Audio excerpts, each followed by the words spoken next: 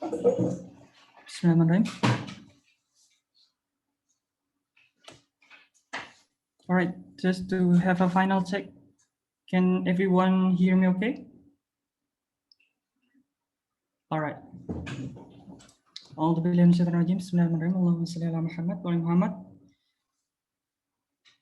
Assalamualaikum warahmatullahi wabarakatuh. The Honorable Mr. Hanung Trioko MHUM, MED, as the Head of Language Development Unit, IAIN Salatiga. The Honorable Devon Jensen, ELF Teacher, Relo US Embassy. Marisa Franslina, MBD, an English lecturer of IAIN Salatiga, an English teaching coordinator of Language Service Unit, UPTPB IAIN Salatiga, and Niki Raga Tantri, MPD, lecturer at Hebei Foreign Studies University, China.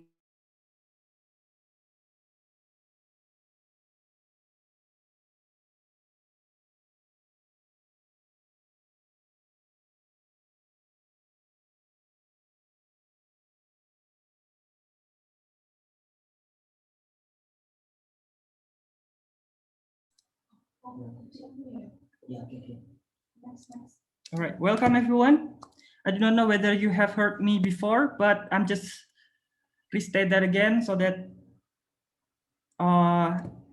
you do not miss anything from me. So once again, I welcome everyone for joining this today's webinar. My name is Nurul Aziz, one of the committee in this webinar presented by Language Development Unit UPTPB IAIN Salatiga.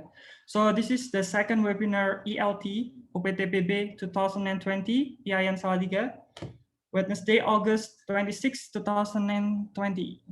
And the theme, as you already know from the flyer, ensuring effective synchronous and asynchronous online learning activities. So we've got three great presenters here. The first one is Mrs. Devon Jensen. And the topic that she is going to bring is when low accessibility meets online learning, effective strategies for WhatsApp classes. And the second one is Mrs. Marisa Franlina, MED, and her topic is social media challenge as online learning, where creativity meets reality. And the third one, Mrs. Niki Ragatantri. Her topic is implementing asynchronous and synchronous online learning, time frame in distance learning. Just little opening before we get started. In this morning, we have several agendas, so allow me to read several sequences of our agenda. So the first is welcoming remark, and after that, we're going to have the first webinar presentations, followed by question and answer session. The second one is going to be the second presenter, and then followed also by question and answer session.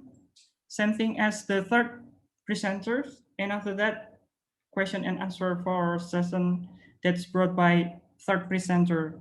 And after that, we are going to have closing, and before that, there will be online photo sessions where we take some screenshot of the screen. Well, to take the advantage of time, let's start this agenda by a welcoming remark from the head of Language Development Unit, IAIN Salatiga. Welcome remark to the Honorable Mr. Hanung MHUM MED. Time is yours.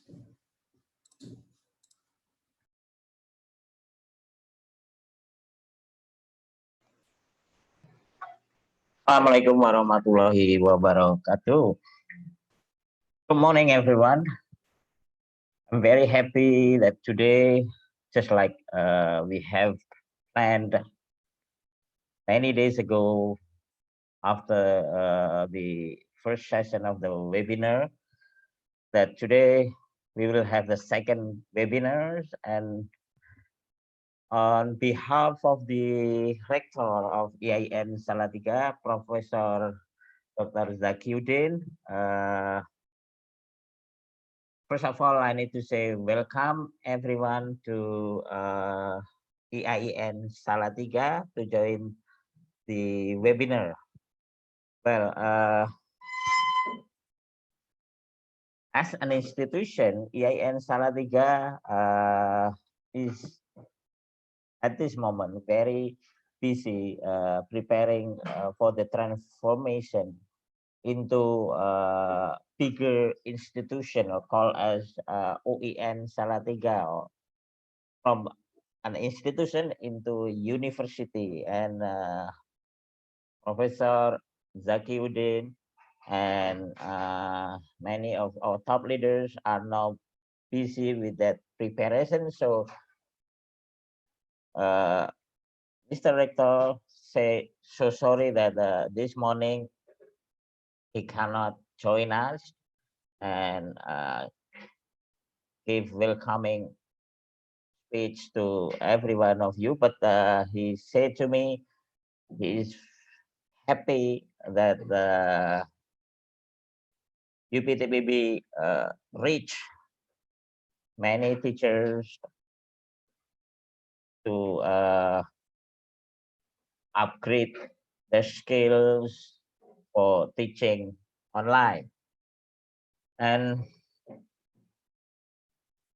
Mr. also like to say thank you very much.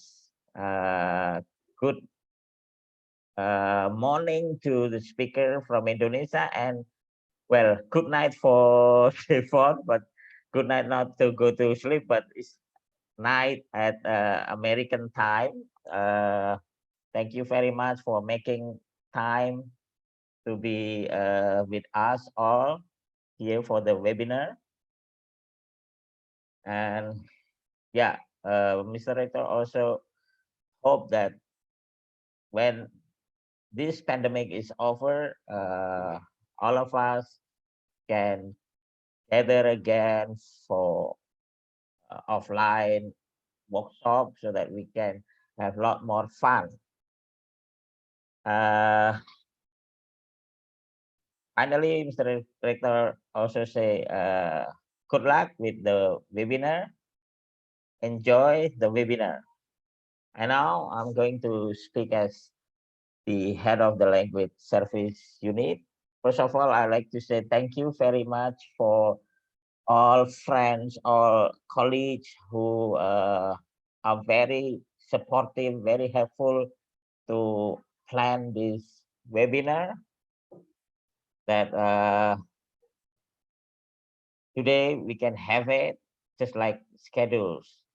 And again, I also like to thank Devon and Nikki from Surabaya. So we have this quite experienced teacher from Surabaya also, Ibu Nikki. Thank you very much for being with us this morning, and also to Mbak Marisa, the third presenter for this webinar. The topic for this morning webinar is ensuring effective synchronous and asynchronous online learning activities. As we all know that with online learning, teachers cannot meet face-to-face with the learners. But there are two types of possibility, two types of, well, we can call it learning activities that can still facilitate teachers to share knowledge with the student. And while one is called synchronous way and the other one is asynchronous way. I will not talk more about this because the presenter, the three of the presenter will elaborate on this issue. So let us all wait for some good advices from the presenters on how we can also have effective synchronous and asynchronous online learning activities. Without further ado, I like to open this webinar this morning by saying Bismillahirrahmanirrahim.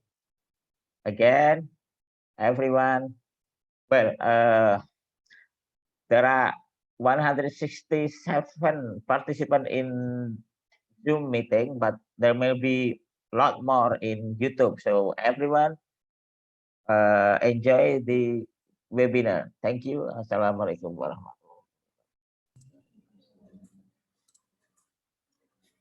Thank you so much, Mr. Hanung, for the opening speech. But before we go to the next agenda, we would like to highly appreciate if Mr. Hanung can join our webinar. But if you have another important agenda, we would be fine if you leave this webinar. Thank you, Mr. Hanung. And I'll be still here, Mas. All right, awesome. Okay, so before we move on, I would like to restate the rules of our webinar so that you will understand how we care about the safety and everything else about this webinar. To let you know, so you need to use only real name, not the device name or the name of the institution as the participant ID. If you think you made a mistake, you can right click on your username and then rename it. And then you need to dress modestly and behave politely while the webinar is held. Also, you as participants will automatically be muted by the host during the webinar process, just to make the noise low. And all participants who follow the webinar via Zoom or YouTube can ask questions by typing question, then proceed with writing the name, institution, profession, and the question in a concise manner. The moderator will deliver a number of questions to the presenter because of the time for the discussion is limited. And then for the certificates, it will be distributed to the participant who register and attend the event from the beginning to the end. So make sure you are always online, either on Zoom or YouTube.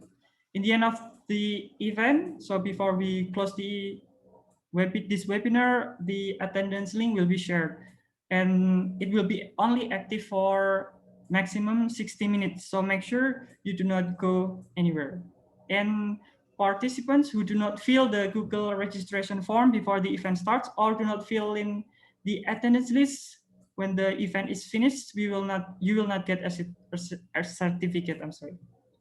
All right, hopefully the participant can understand those regulations. Now let's start to the main agenda, namely the webinar presentations. So please welcome our moderator, Mr. Muhammad Hasbi, MA.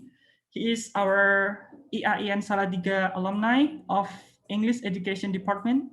Then he continued his master degree in EFL University in Hyderabad, India. And now he is an English lecturer in IAIN Salatiga. Inshallah, he's going to take his PhD overseas program next year through 2020, more 5,000 doctors. Now, without further ado, we will turn the time over to Mr. Hasbi, please.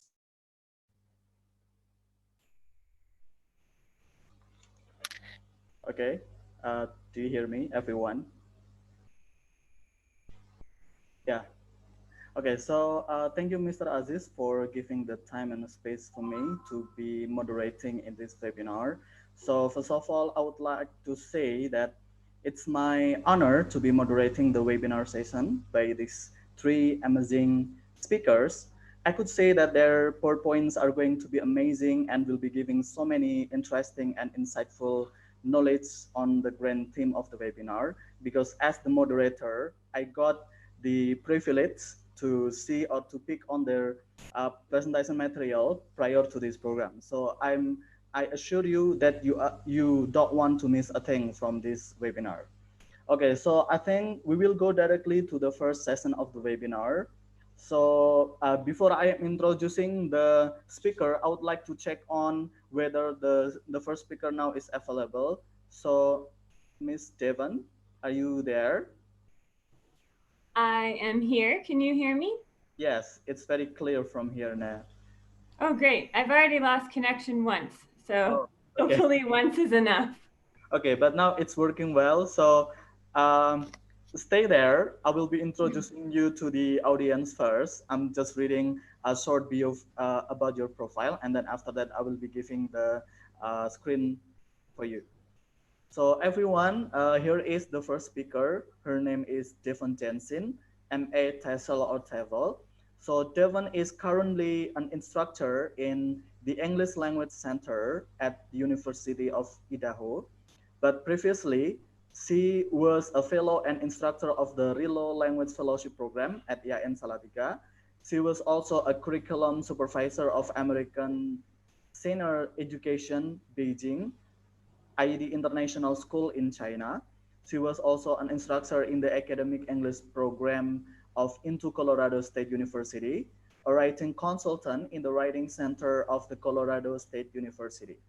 She took her BA in elementary education at the University of Northern Colorado and then continued her MA in TESOL at Colorado State University.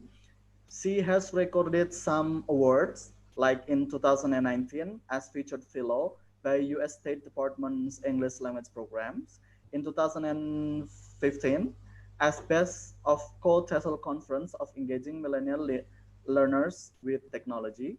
In 2014, namely TESOL Professional Development Scholarship Award by TESOL International Association in Portland. And she is a very active presenter. Like in 2020 itself, she has presented in 6 events before. And in 2019 even, she has spoken in 14 seminar on workshop or workshop events. Like, wow, even in our calendar, we have only 12 months, right? But she has spoken more than that number. So it just shows that how she amazing she is and has been presenting in so many events. So before we have the seminar session with Ms. Devon, I would like to inform you that there will be a 45-minute presentation by the speaker and 15 minutes long for Q&A session. Audience may drop any questions or comment on anything that are delivered by the speaker during or after the speaker's presentation, whether on Zoom or YouTube chat box.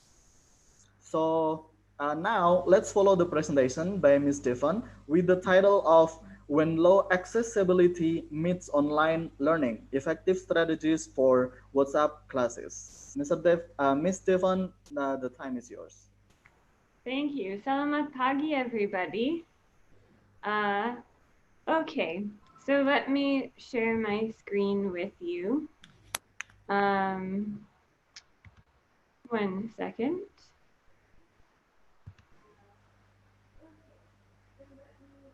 Okay. So about now, oh, that's not it. Let's try this again.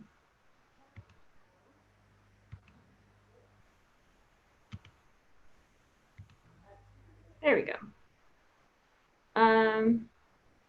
Can I get a thumbs up if you see my PowerPoint? Okay, great. Perfect. So, it was an interesting introduction you gave me, but you know, this is only my second webinar. I'm comfortable. I think, you know, I'm a teacher. Many of us are teachers. I think we're comfortable face to face, and now it's a new world with online learning. So I'm going to talk about when low accessibility meets online learning, effective strategies for WhatsApp classes. And very briefly, so I have taught students with a wide range of technological abilities. I taught university in America and high school in Beijing, China. Both those situations, there was a lot of technology available, and my students knew how to use the technology. However, when I was a fellow at EIEN Salatiga, it was a mix where at EIEN Salatiga, we use learning management systems like Schoology, and all of my students had a cell phone, so we were able to use technology in that way. But I also did teacher training workshops. So I left cities and started to realize that in Indonesia, you know, accessibility really depends. And many students, they don't have Wi-Fi, they might not have electricity, they don't have phone data. And so now currently, I teach at the English Language Center in Boise, Idaho in the US, and my students are refugees. And so that means that many times they have never had a cell phone until they arrive and we give them one. And so, you know, now because of COVID, I have to teach online classes, and a lot of times I'm having to teach my student how to turn on the phone. And so because of my experience in the US now, and also my experience in Indonesia when COVID started, we had to go from face-to-face online. That's why I'm very interested in this topic of WhatsApp. Okay, so to get our terms organized here, in online learning, there are generally two types, which is our theme. So synchronous learning is learning together at the same time. And so that's the first picture, the first side of the picture here in the PowerPoint. Asynchronous learning means you learn independently at different times, anytime you want. Excuse me. All right. So I have 4 questions throughout my presentation, and there's different, you'll answer them in different ways. This first one is going to be using handsers, which are hand answers. I really like that word. So I want to know, how do you use WhatsApp in your teaching? This is for everyone. If you're not a teacher, if you're a student, how do you use WhatsApp as a student? So if you are number 1, please turn on your video and you're going to just hold up one finger. So number 1 is, I do not yet use WhatsApp to teach.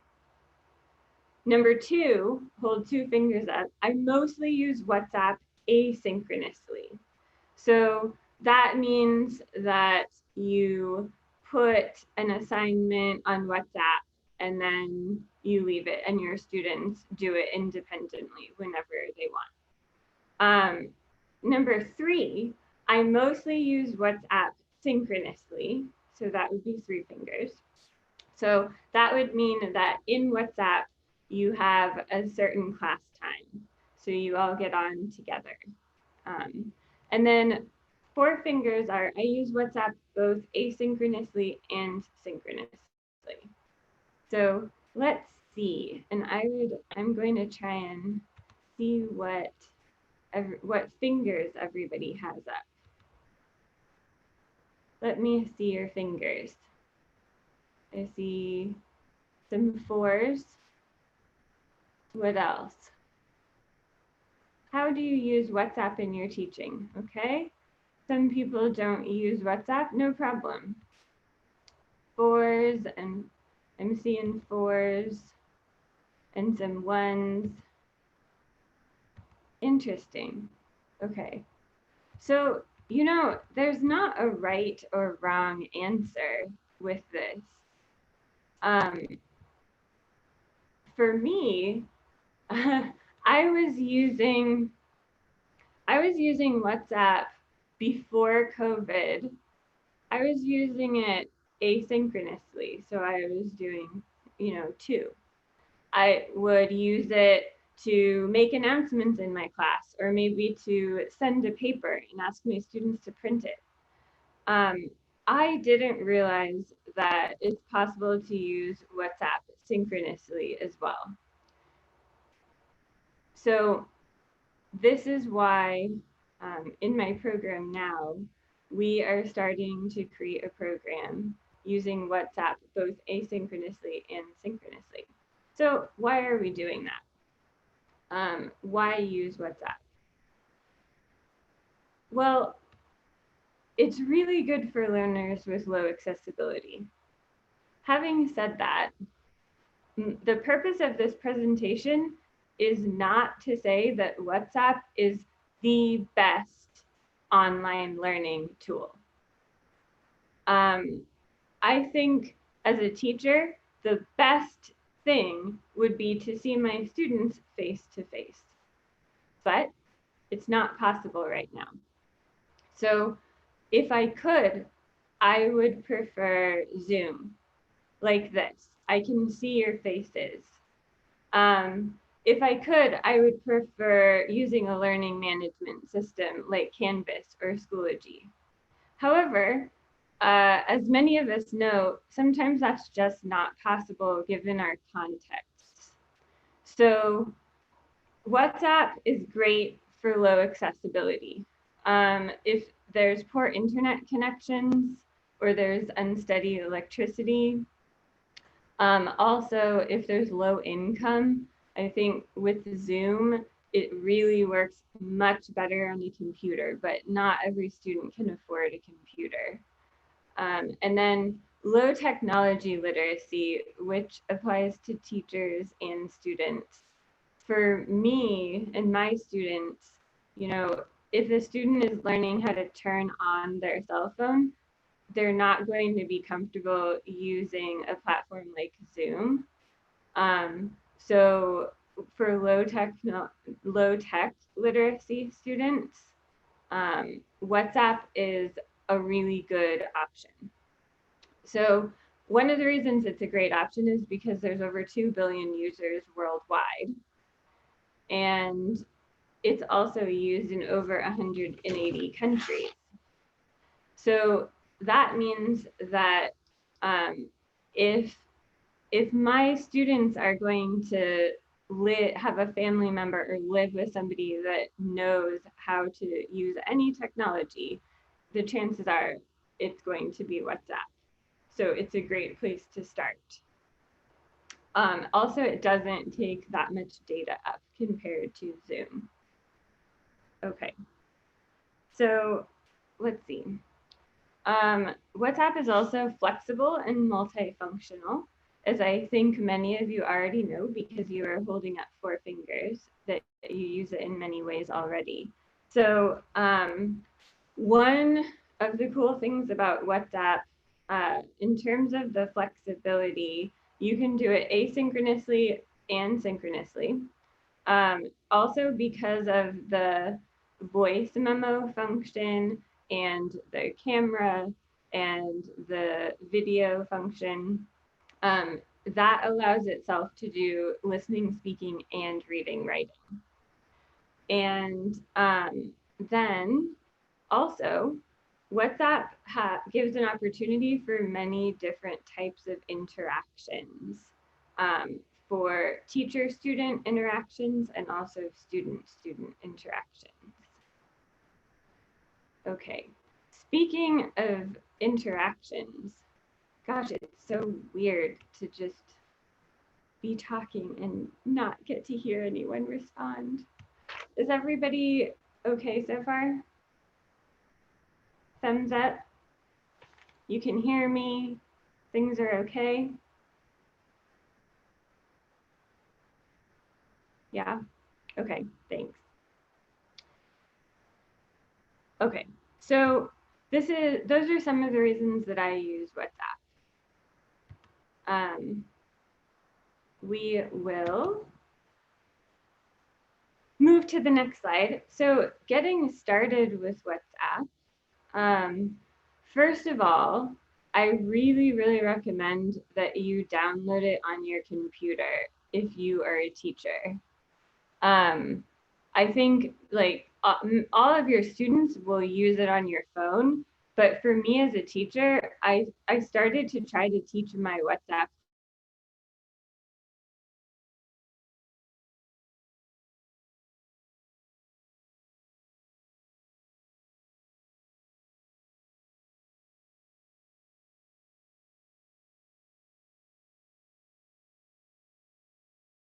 thing I suggest is, so you make a whole class group for class announcements, basic activity instructions, starting and ending each class session. And I recommend, like here, the top picture, very clearly labeling your class. And then, so mine says morning class LB, low beginning. Even better would be to put the days and time that it meets. And then create subgroups of 4 to 5 students.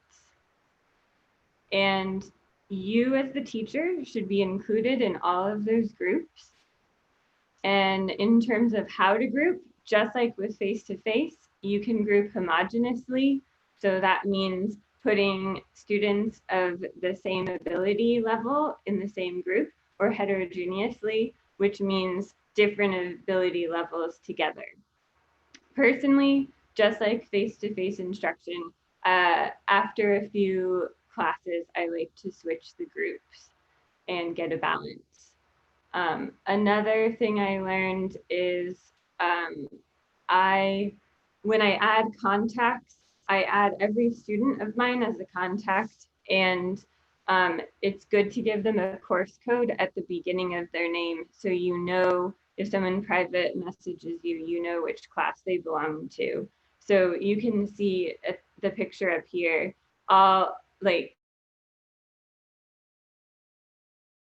for low beginning. So I know that they're in the low beginning class. That's really helped me to stay organized, especially if you have large classes. Okay. So WhatsApp is really great. It goes really well with the microlearning approach. So microlearning is delivering content in small units or small pieces or chunks. So let's see. That means that the teacher is giving instruction no more than 10 minutes at a time in your WhatsApp class. Even less is better. Less than 10 minutes is better. So for example, you might make a YouTube video, or you are, you have like a voice memo that goes with your PowerPoint, or you have what I have down here, a screencast. Whatever it is, the teacher instruction needs to be a small chunk. Then after the small chunk instruction, you let students practice to receive guidance and feedback. How do they practice? In many ways, but that's one reason for making subgroups. So just like face-to-face, they can get in their groups and work together. I'm going to talk more about guidance and feedback and assessment at the end. So microlearning, here's an example of microlearning from my class.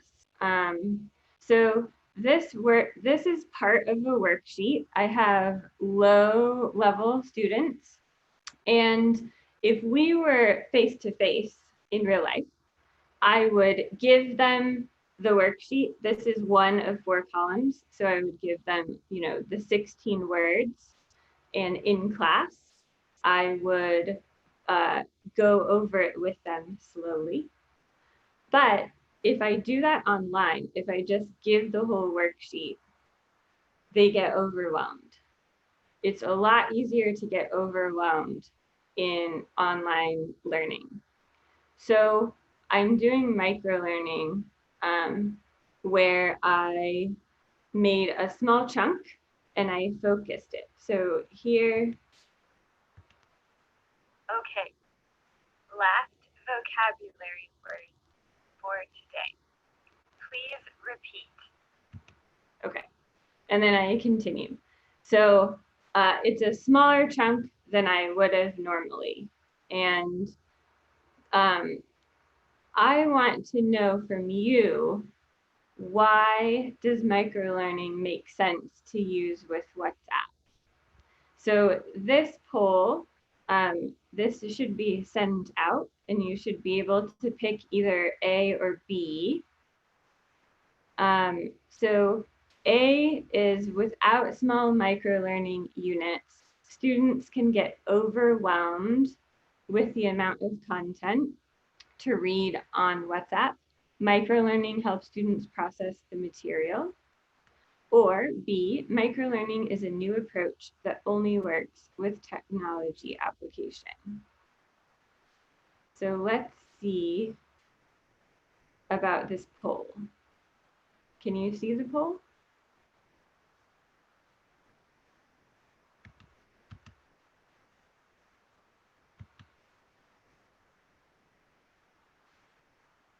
Okay.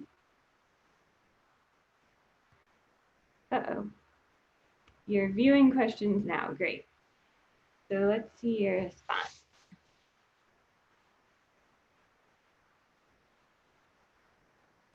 We'll just give it about 30 more seconds.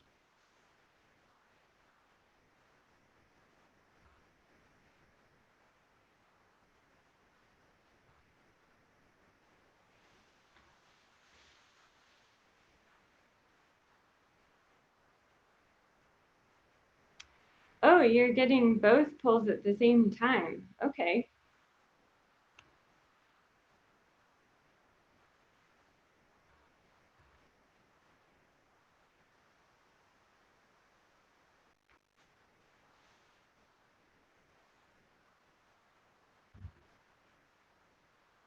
All right.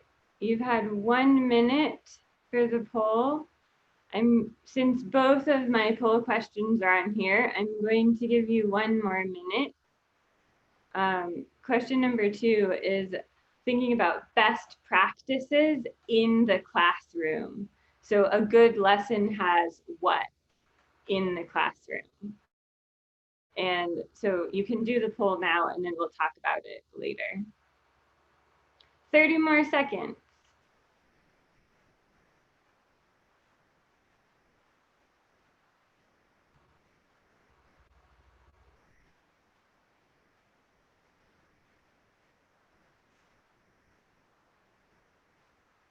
Oh, not everyone's voted. 10 seconds left. 4, 3, 2, 1. Okay, I'm gonna end the polling, but it looks like, here, we can, oops, sorry, I'm sharing the results now. Okay, so good. 77% of you said A, without small microlearning units, students can get overwhelmed with too much content to read on WhatsApp. Microlearning helps students process the material. Yes.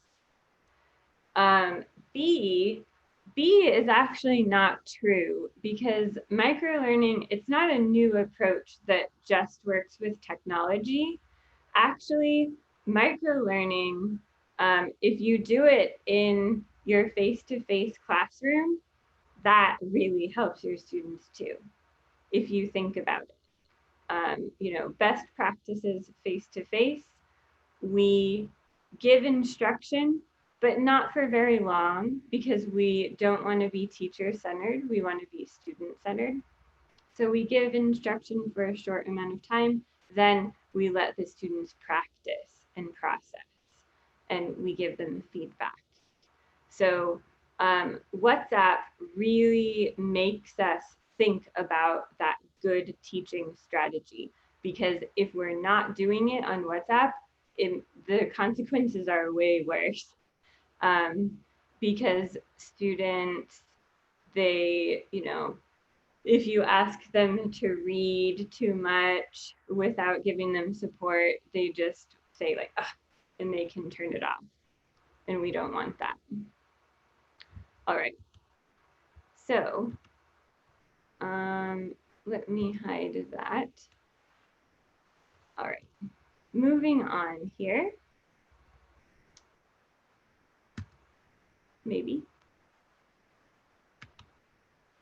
as I wait for my PowerPoint to load. There we go. Okay, so how to get started with a WhatsApp class. This information is from both my experience and then also some research that I've done for this presentation, and I would love to share that research with you. You'll get this PowerPoint, and I hope you read the articles and watch the videos that I did. Okay, so first, make your face-to-face lessons into online content. It sounds easy, right? I mean, in the pandemic, everyone's like, oh, teachers, teach online now. And all the teachers are like, what? How do we do this? I mean, it's difficult. And there's not just one right answer. So we have to keep experimenting, and some things work, some things don't. But it's really important to transform face-to-face lessons into online. And so how do you do that? One thing is you can use PowerPoints. So many teachers already teach with PowerPoints with face-to-face. I did when I taught at EIE in Salatiga. So, but remember, don't just send the whole PowerPoint to your students on WhatsApp. You need to do microlearning. So you break it down, maybe one slide. So you send one slide and then you can send a voice message explaining it, you know, and then a comprehension question, and do that. There's a really great video with more details about that I recommend that you watch if you need specifics. YouTube as well. Many teachers are making their own YouTube videos and then having their students watch the YouTube videos. There's another great video that you can watch if you need details about that. For me, I really am loving Screencast-O-Matic, which is something that I didn't know about until I started to have to teach my synchronous WhatsApp classes. So Screencast-O-Matic, you can Google it. It's free. It's awesome. You need your computer to do it. Screencast-O-Matic is how I have made these videos here. So I make these short videos and I send the videos to my students, our WhatsApp class. So here's an example. Maybe. Oops. Okay, everyone, your homework is to tell us 3 things that you do. Okay, so please note that you should use the voice recording and the video and the text all together to help with modeling and scaffolding and increase comprehensibility. So with my students, you know, they can see the worksheet that we all need to be talking about. They can see my face, which really helps for modeling. And then I also transcribe everything I say and I send it at the bottom of every video and voice message. And transcribing really helps as well with students who are learning to read. And then if you have students who have hearing disabilities or vision disabilities, if you're using both voice and text, it can help them out a bit. Okay, so in terms of lesson structure, how do we do a lesson on WhatsApp for a synchronous lesson specifically? Don't forget regular teaching best practices. This happened to me. Like, I'm very confident in the face-to-face classroom, but all of a sudden I had to teach a WhatsApp class and I forgot the most simple things that normally you remember to do. But I remember my very first WhatsApp class, I forgot to have the students introduce themselves. So then I said, wait, I don't know who everybody is. I don't know their phone numbers. And so, you know, it's this learning curve where we are all having to learn how to live online more. But go back to your best practices with teaching. You know how to teach in the classroom. So how do we apply that online? So that goes to our second poll, which you've already taken. So let's see. Where are the results of the second poll here? Can we see the results again? Oh, wait a second. And if we can't, that's fine. Okay. They might not be coming back up. Oh, Actually, we can still see that the result of the polls. You can go to the more feature and then search polls. Just click it and then it will show. okay. So, oh, the polls feature. Got it. Thank you. Yeah. Always learning with technology. Okay. So, great. Let's look at this here. Ooh, 64% of you said all of the above. Yes. Excellent. That was what I was hoping you would say. So yeah, when we teach face-to-face, a good lesson is going to have presentation, practice, production, PPP. There's many names for that. So other synonyms are direct instruction, guided practice, independent practice, right? So even if you don't recognize PPP, it's when, just like with microlearning, it's when you give instruction, you help students practice, and then you let them practice on their own. That also is a part of scaffolding, and scaffolding where you support their learning. You don't just say, do it, you help them. And modeling, you show them examples. Assessment, I was looking at some of your questions ahead of time that you had, and many people mentioned assessment. How do I do assessment online for online classes? And so, yeah, we need to do assessment. We need to do formative and summative. It's definitely possible on WhatsApp, and as well as student-centered interaction, also very possible. Excellent. Okay, so now we'll move on. My computer is thinking about moving on, but we're going to move on. Excuse me, Devon, can I interrupt for a second? Your session for presentation is 10 minutes left. After that, we will go to the question and answer session. Okay, great. So tips for direct instruction for presentation. We've been talking about this part, so I'll just very quickly remind you, use microlearning. It helps. Use audio and visual aids like Screencast-O-Matic to help with modeling.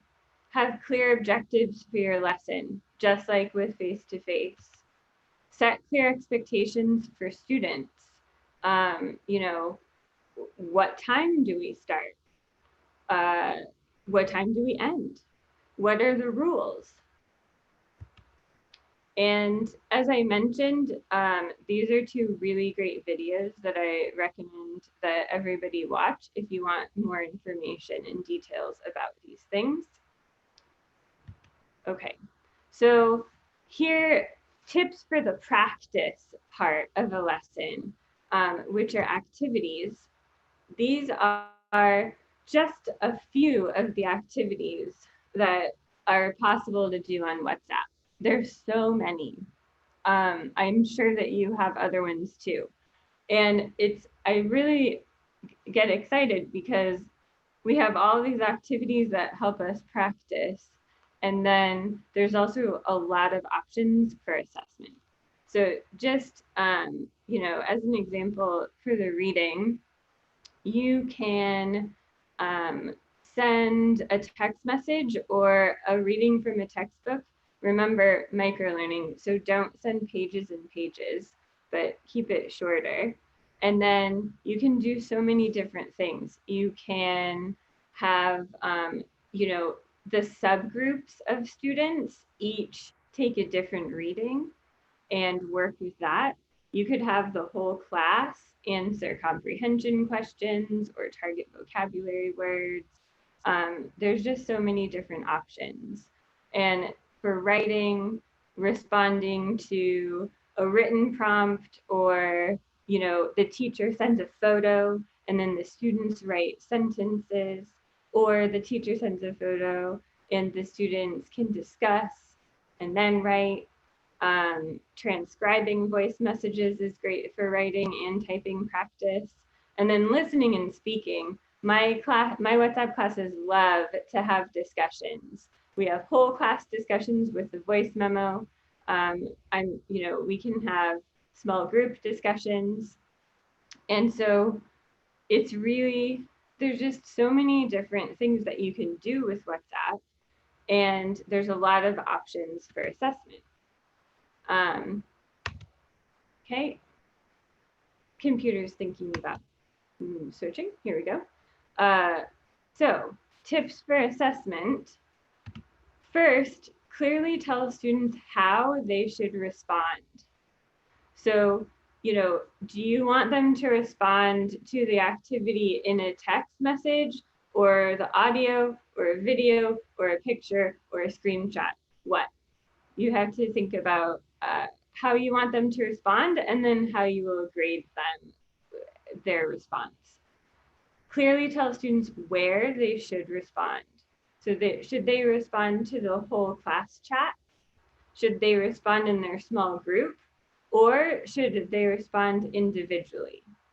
I really like these options because it can help, you know, if you have a really shy student in class, they might be too shy to say anything, but with WhatsApp, they can contact you individually. Clearly tell students when they should respond. So if you're having a synchronous class, is the assignment due at the end of the class or the end of the day? If it's asynchronous, what's the due date? Is there a due date? Make sure that you know and tell them. So more tips for assessment in terms of feedback options. So it's so important to give our students feedback because otherwise they're not going to be able to learn. We know this when we're face-to-face teaching. So for WhatsApp, you can reply to individual messages, which I like to do a lot. This is an example of my class. So my students feel comfortable answering questions in the whole chat, and then I'll reply to individuals. And if they need a correction, I'll make it so that the whole class can learn. Sometimes I just give them an emoji because that makes them very excited. Then also you can edit reply images to give specific feedback. So when your students need more direct feedback and help, or if you're grading something for a grade, I love this function. You can edit reply and then you can pick a color. And so here, my student got the date wrong. So I'm able to draw on the image and write her a note. And so like this is just amazing for individual feedback and for assessment. And then if I really need to, I can video call individual students, which I have been doing. And so that really, it's, you know, it's really great to have so many options to be able to help students. And then finally, you can use the information button to see who viewed and played important messages. So I do that to see like who has seen my homework video. And you can use that to keep track of participation or attendance. I really recommend that you keep an Excel spreadsheet class list. So I have my class list and I can mark the different grades and if somebody has turned in something or if they haven't. It really helps keep me organized with large classes. All right, so this is our last poll question. So this I would like you to put in the Zoom chat. What WhatsApp activities do you do with your students? I shared some, but there are so many. What others do you do? So please start mentioning anything in the Zoom chat. And while you're thinking, this is another great article, 25 ideas for using WhatsApp with English language students. And so that I recommend everybody read. But let's see. What other activities do you do?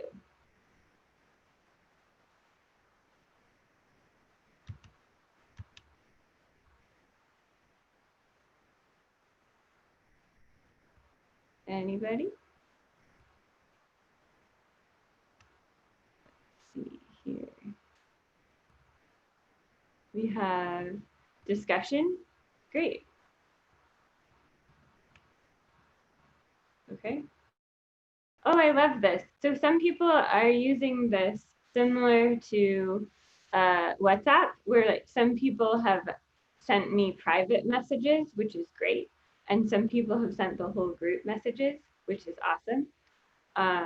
So we have discussion.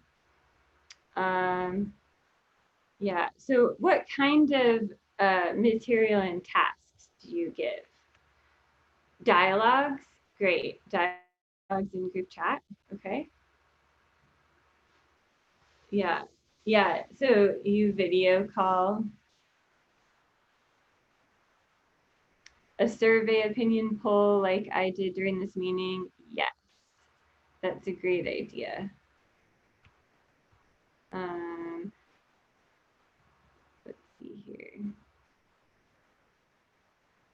Okay, so watching YouTube first, then asking the student to send a private chat to answer. I like that idea. And the more you can change it up, like, so sometimes ask them for a private chat, other times assign them their peer group so they can talk about it. And there's like, the more variety that we do, the more students are feeling that community and they are getting more practice with what you're asking them to do.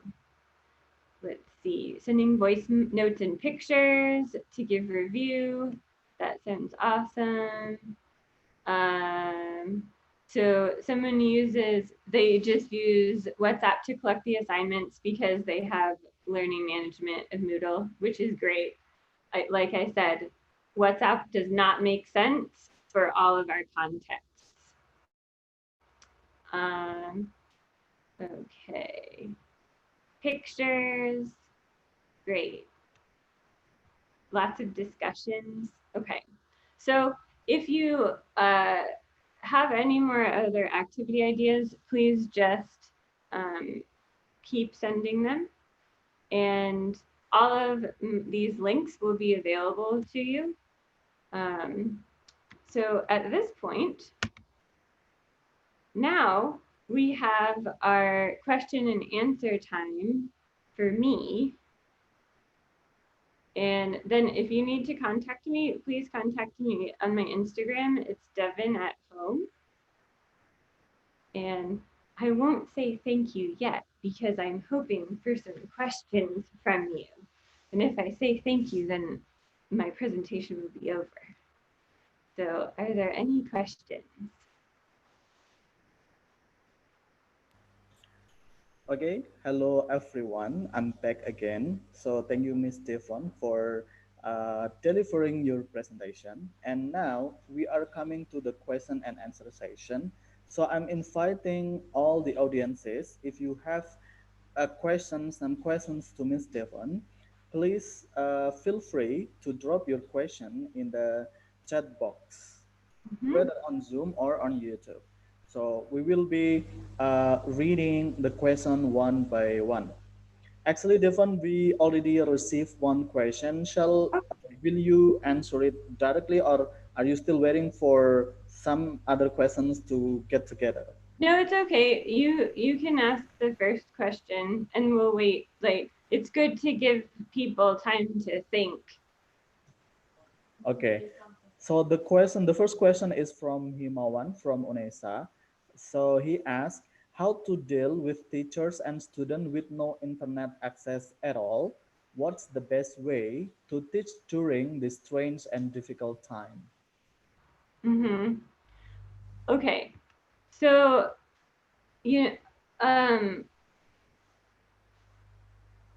there's not one best way. I think that's what we're all learning. If there was a best way, it would be easy. This is what many people think. They're like, oh, just teach online, no problem. So, your context, if there's no internet access at all, that sounds like a similar context where maybe WhatsApp classes would be a good idea. I don't know if with WhatsApp you could, I like to have synchronous classes. So we have a WhatsApp start time and an end time of our class and everyone's interacting, but not all of my students can participate. So maybe it would be the same in your case where your students who they don't have access, like they participate when they can asynchronously. So they have like 3 days, or you give them a time period where they can review the micro teaching assignments or the micro learning assignments that you've sent, and then like what their classmates have said. It's not ideal, but this is, we have really difficult situations, and so we just keep trying and we keep experimenting. Let's see. We have some more questions here. Let's see.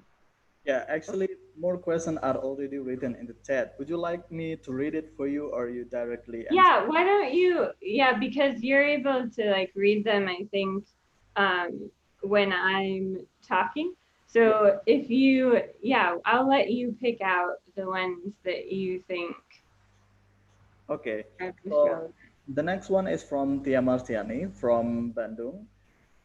She asked, is there any simple way of giving feedback besides video call to the students, all the students? Because in her opinion, it is less effective because she has more than 300 students. Yeah, I would make, class groups and subgroups, and then have them get in their groups so that you're giving feedback to the small groups. And then also remember there's different types of, here, let me see if I can go back. Come on, computer. There's a lot of different ways to do feedback where, if you notice 2 students or 3 students making the same mistake, then I would address the mistake in the main chat because like everyone is doing it. Of course, you don't say their name. You just say, students, I've noticed this mistake. Here is what you should do. And yeah, I would definitely use the subgroups. Let's see. And so here, you can reply to individuals, but in the main chat.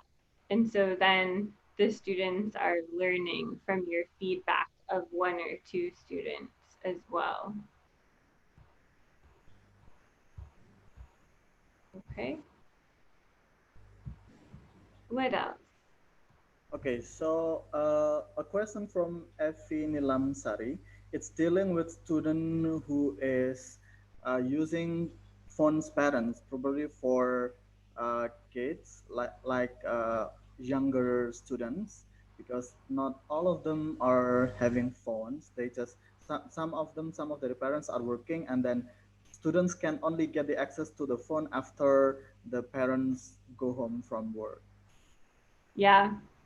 Yeah, I work with students where sometimes one family has to share one phone. I have at least 2 couples that they're married couples and they only have one phone. And so if they're in the same class, that's easier, but usually one person like uses the phone more. But sometimes if you are in different levels and you have one phone, it's difficult.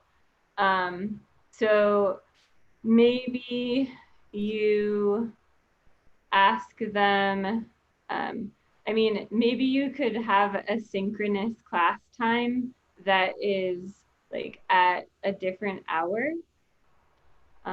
Or maybe you could like tell them to do things asynchronously and then suggest a subgroup for them where like students in the subgroup also like they can meet at the same time in the evening, and so at least those students could be practicing together at different times than the main class, but that could help if you're giving them peers to practice with at a time that they can all do it.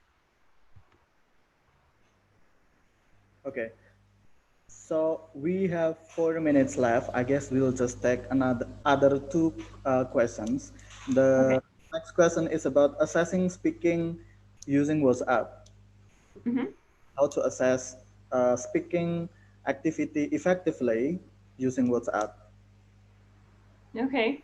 Well, so you know, here, let's see. Let's look at our activities. Come on, computer. Go back. Technology is. Anyway, if we look at our list of activities someday, I would be able to show you. Here we go. Okay. All right. So I mean, of course, these aren't the only speaking activities, but it helps me to look at something. So here, let's say you are discussing a shared experience and your topic is shopping. And so, the assignment that you've given is watch this YouTube conversation about shopping and then write a dialogue to extend it, right? So how you can assess that is just like with face-to-face best practices. How do you assess that face-to-face? Well, what's your objective? How do you grade it? What's your rubric? What is something good and what is something bad? How many points is something good? How many points is something bad? Why is it good? Why is it bad? And so you as the teacher need to know this about any speaking assignment or any assignment. And then you decide, okay, do I want individual? How do they send it to me? Do I want group? How do they send that to me? And so it's asking yourself questions and getting it organized in your own head. And then telling your students. So that would be formal assessment. But then, informal formative assessment, you can just ask them to have discussions in their subgroups. And like you as the teacher are just kind of listening and checking to see what they're doing. And then you can, note common mistakes and then make a plan to help correct the common mistakes. Okay, so one last question. It's from Nur Mutmainah. It's a lecturer from Yayan Salatiga. I'm sure that you have met her. So she said that she has utilized WhatsApp for various activities by voice note and so many other menus on WhatsApp. But when she did a small survey by the end of the course, there there are 37 percentage of them who say that they are getting bored of learning using WhatsApp. I mean, 37 percentage of the whole students are not majority, but it's closer to half of the population of the class. So it's still a good number of students too, and they are saying it's getting boring now using WhatsApp. So how to overcome this, how to solve this, how to be more creative to serve a better, interesting WhatsApp activities. Okay. Well, so I think about like when I'm teaching face to face, if I come into the classroom and I teach the same way every day. Good morning, students. We'll review your homework. Now here's a story. Get a partner. Discuss the story. Bye. If I do that every day, of course they're going to get bored. So I think when I'm teaching face to face, it's important to try and think like, okay, so last class I had them have partners. So this class I'm going to make small groups. Or last class I had a really big group activity. And so this class I'm going to do something different. And so in that way, I think online classes and face-to-face classes are the same in terms of remember your best practices. So like think about what had you done in WhatsApp? Like what type of interactions had you done and how did you organize it? What did you use? And then see like, okay, well, now what are a few different things I can use? But I also, you don't need to change everything because it's good to have routine. And so just changing a few things, and you could give them a poll and see, all right, so what, do you want to do Zoom? Can you do Zoom?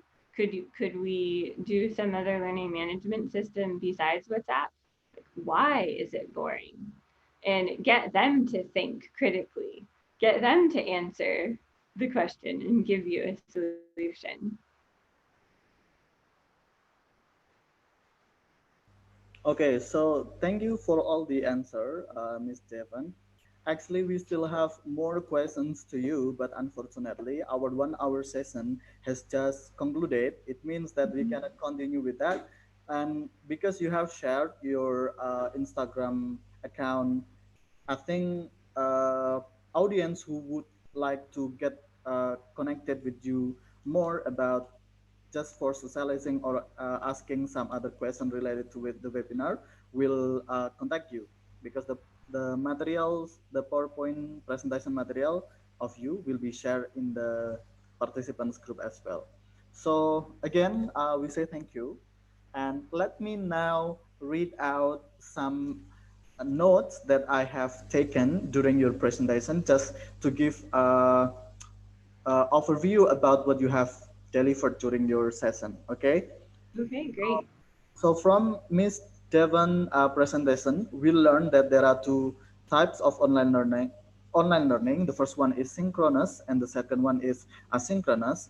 The synchronous one means learning happens together at the same time, but the asynchronous one means that learning happens independently at different times.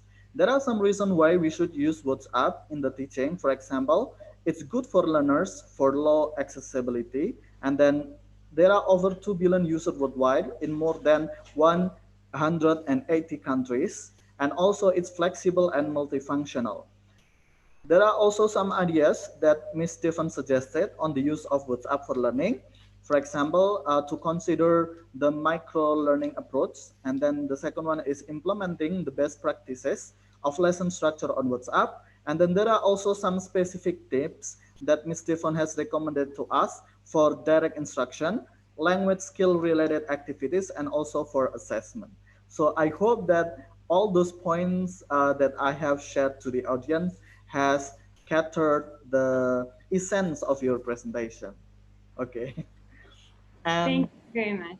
okay, and as a token of appreciation from all of us, the committee, we already prepare a certificate of presentation to Ms. Devan, and it will be honorably delivered or presented by the Chief of Language Development Unit, Mr. Hanung Triyoko. So I will give the screen time to Mr. Hanung Triyoko right now. Thank you. Should I stop sharing my screen? Yes, yes. Okay, I will do that.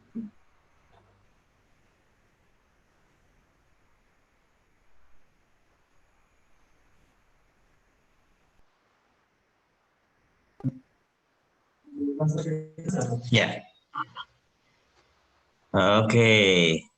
Now, Devon, it's time for me to show our appreciation by giving you the certificate. So I'll show you first the certificate. Let me share the screen. Not this one, this one. Yep. Can you see it? Not yet. Not yet?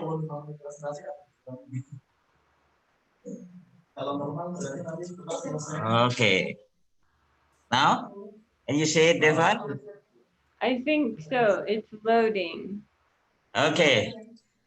Thank you very much, Stefan, for being with us, for sharing your insightful experience in teaching using WhatsApp and to make effective synchronous and asynchronous learning activities. But for your information, all of you, Devon used to work with us for 2 years at EAN Salatiga. So thank you very much for that also. Yeah. So now we will have shake hand, but virtually. Yeah. Yeah, Devon. it's Okay. COVID safe. Okay. See you again sometime. Yeah. Bye, Devon. Bye. Thank you, everyone. Yeah. I give time back to Mas. Okay, thank you very much for Mr. Hanung for handing out the certificate for our first presenter, Devon Jensen. And before we go to the second presenter, I would like to give other small minutes to Miss Devon. Do you want to close with something like a powerful word or a message like that? Or it has been ended? Oh, do I need to close? Okay. Well, I I guess I would just like to say that we're in such an odd year, 2020, and I was really sad to have to leave Indonesia early. And so it is just amazing that here I am, here we all are together in different places, but we're coming together for professional development. And that is what teachers do. We keep learning, we keep trying, and we care. And so thank you so much, everybody, for caring with me. Okay, thank you, Miss Stefan. We'll see again later in other occasion. So everyone, we just ended the first session of the webinar, and now we are going to the second one. And again, before I read the profile of the second presenter, I would like to check on whether the second presenter of the webinar is available right now. So I'm calling in Miss Marisa. Are you there? Yes, check, check. Can you hear me? Okay. Yeah, it's Okay. working so perfectly. So now let me read out your profile first before you begin your presentation. So everyone, our second presenter is Miss Marisa Fandina MPD. She has been teaching English education at IKN Salatiga since 2018 or 17. 13 actually. Okay, yeah, much earlier than that. And she graduated from IAIN Salatiga for her bachelor study and 11 Samal University for her master study, both in the major of English education. She has published 6 article journals from 2018 until 2020, majorly on the main theme of the use of technological media and social media for English language learning. She is also very active in attending seminars and conferences on ELT related themes as book participant and presenter. I mean, really, she's very active because she has listed 31 number of events in her curriculum vitae. So it's like, wow, there are so many. And again, before having the seminar session with Ms. Marisa, I feel the need to remind you again that the session will be 45 minutes long and then followed by 15 minutes long for Q&A session. And you also may drop responses or questions on Zoom or YouTube chat during or after speaker's presentation. So, without any further ado, let's welcome Ms. Marisa with her presentation titled Social Media Challenge as Online Learning, Creativity Meets Reality. Ms. Marisa, the time is yours. Yeah, thank you. Well, Bismillahirrahmanirrahim. Assalamualaikum warahmatullahi wabarakatuh. Thanks for your kindest opening, Mr. Hasbi, the moderator. All right, let me share the screen first.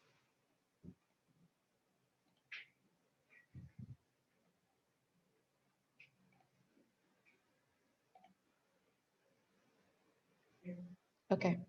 Well, all right, stepping on to my topic, ladies and gentlemen, this is my title, Social Media Challenge as Online Learning, Creativity Meets Reality. Uh, First thing first, let me ask you, the honorable audiences, according to you, maybe you can chat me in the chat box or also just keep it keep it your answer. What is social media actually, and what kinds of social media that you usually use, and why, and how often do you use in teaching and learning English? Well, for me, before this, sorry. Social media is an online media where users can easily participate, share, and create content on social networks, forums, and virtual worlds. Today, social media are accessible through mobile phone. You can just download the applications such as WhatsApp, Facebook, Instagram, YouTube, Twitter, Telegram, and so on. Those are the most common forms of social media used by people around the world. Well, then here I provide social media definitions by two researchers here, a group of internet-based applications that build on the ideological and technological foundations of Web 2.0, which allows the creations and exchange of user-generated content. And I think it underlies in the create and exchange the content of users. Then I think this I have a good definitions of Web 2.0 also here connects and contains internet communities, creativity, video sharings, network interactivity, social network, and here also the examples of Web 2.0. Okay.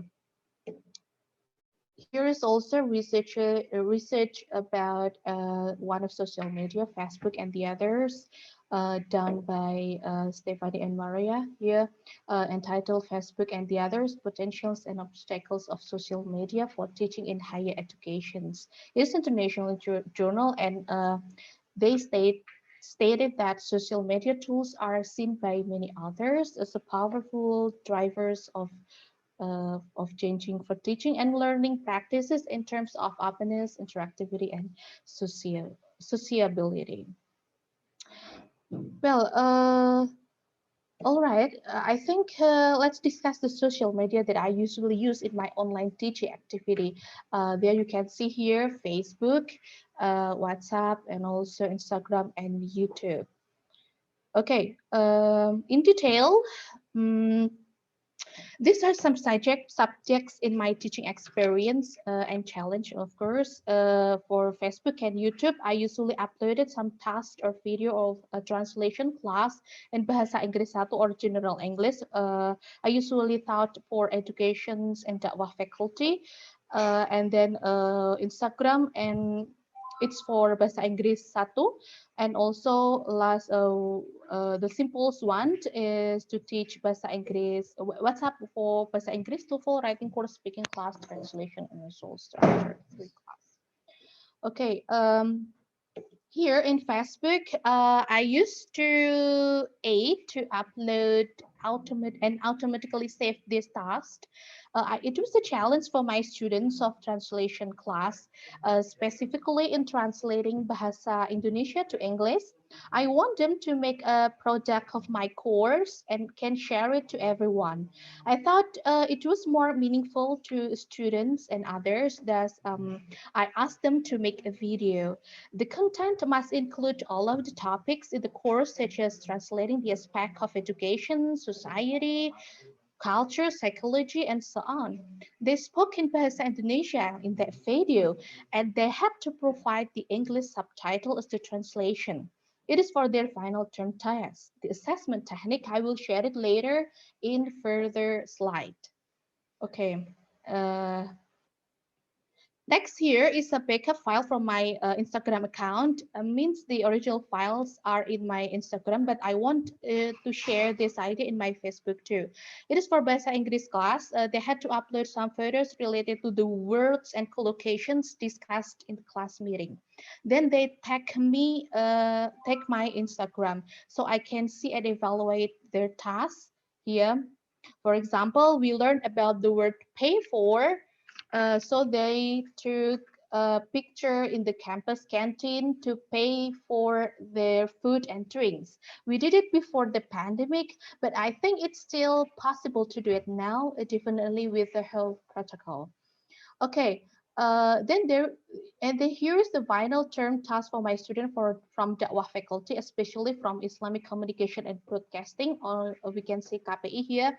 They talk about 3 topics, but the point is they had to provide English subtitle contain the topics we learned. They were so creative in making the video since they are good at video shooting, but they tried to include some moral lessons and good content too. You can check on the link to see the details here. After all presentations, we will give all the PPT files freely to the participants. Okay, and it is my plan for the next semester teaching English for Dakwah faculty.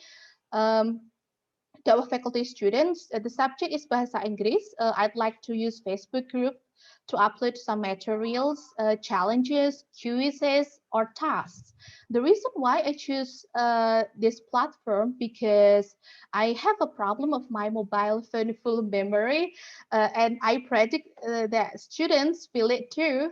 So if I use WhatsApp again for the next semester online learning, so I think I consider I will not choose it. I think it's better for me to choose a Facebook group.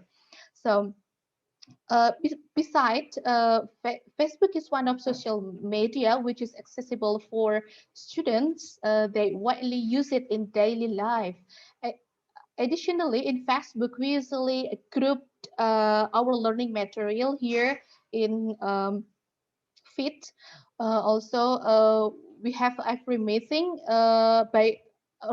we can organize every meeting on the Facebook group page by clicking, for example, here first meeting, so we can find easily the meeting, find the post. Yeah, it is different in WhatsApp group. Yeah, if you want to look for one meeting, we need to scroll up if we forget the keywords to be searched. In Facebook also provides flexibility to share the material or tasks to another social media. In fact, naturally, we need to add or filter the group members who will join the Facebook group so that no one who doesn't relate it to our teaching will not join and disturb the group. Okay. Here also some YouTube links of my student tasks. I personally was so amazed to their creativity to take this social media challenge here. Okay, yeah, just for your information, if the teacher wants students to make a video during this pandemic, but they don't need to meet one another, this perhaps can help the students. I think for me, my millennial students are more sophisticated than me to compile and edit their videos using one of these applications, like KineMaster, Video Shows, Viva Video, and so on. Okay, next is Instagram challenge here. It is compiled in my Instagram story. Perhaps you can visit it if you want to see my students' actions toward their English learning. It is in my story entitled "Students Task" and in my feed to here. Okay, here's one of the example of using Instagram, a student social media challenge. It is done by PI student here, Islamic Education Department student. The subject is Bahasa Inggris 1 and the topic is collocation and idiom.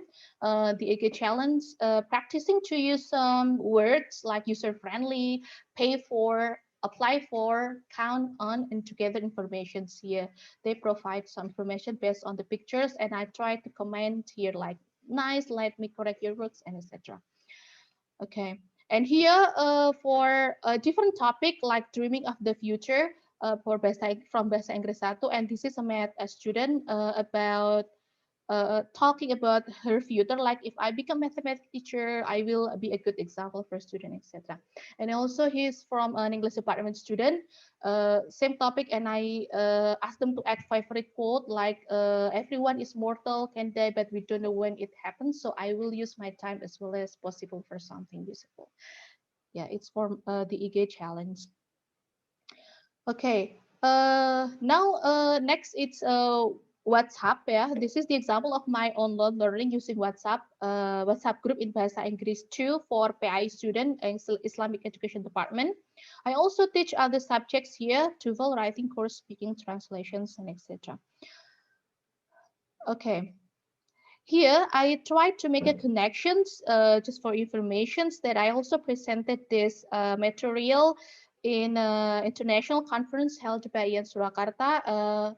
I tried to make connections here that English learning can be linked to students' virtual activities through WhatsApp group. And this is the title, WhatsApp chat group, a platform used for virtual students' activity and English practice. This is our English handbook used by in Bahasa Inggris class of IAIN Salatiga ya. Thanks to Mr. Hanung, Mr. Aziz also, and the friends who created these great books for our students. So I take the example like the conversational practice here. I used to use the expressions of sympathy and condolences here.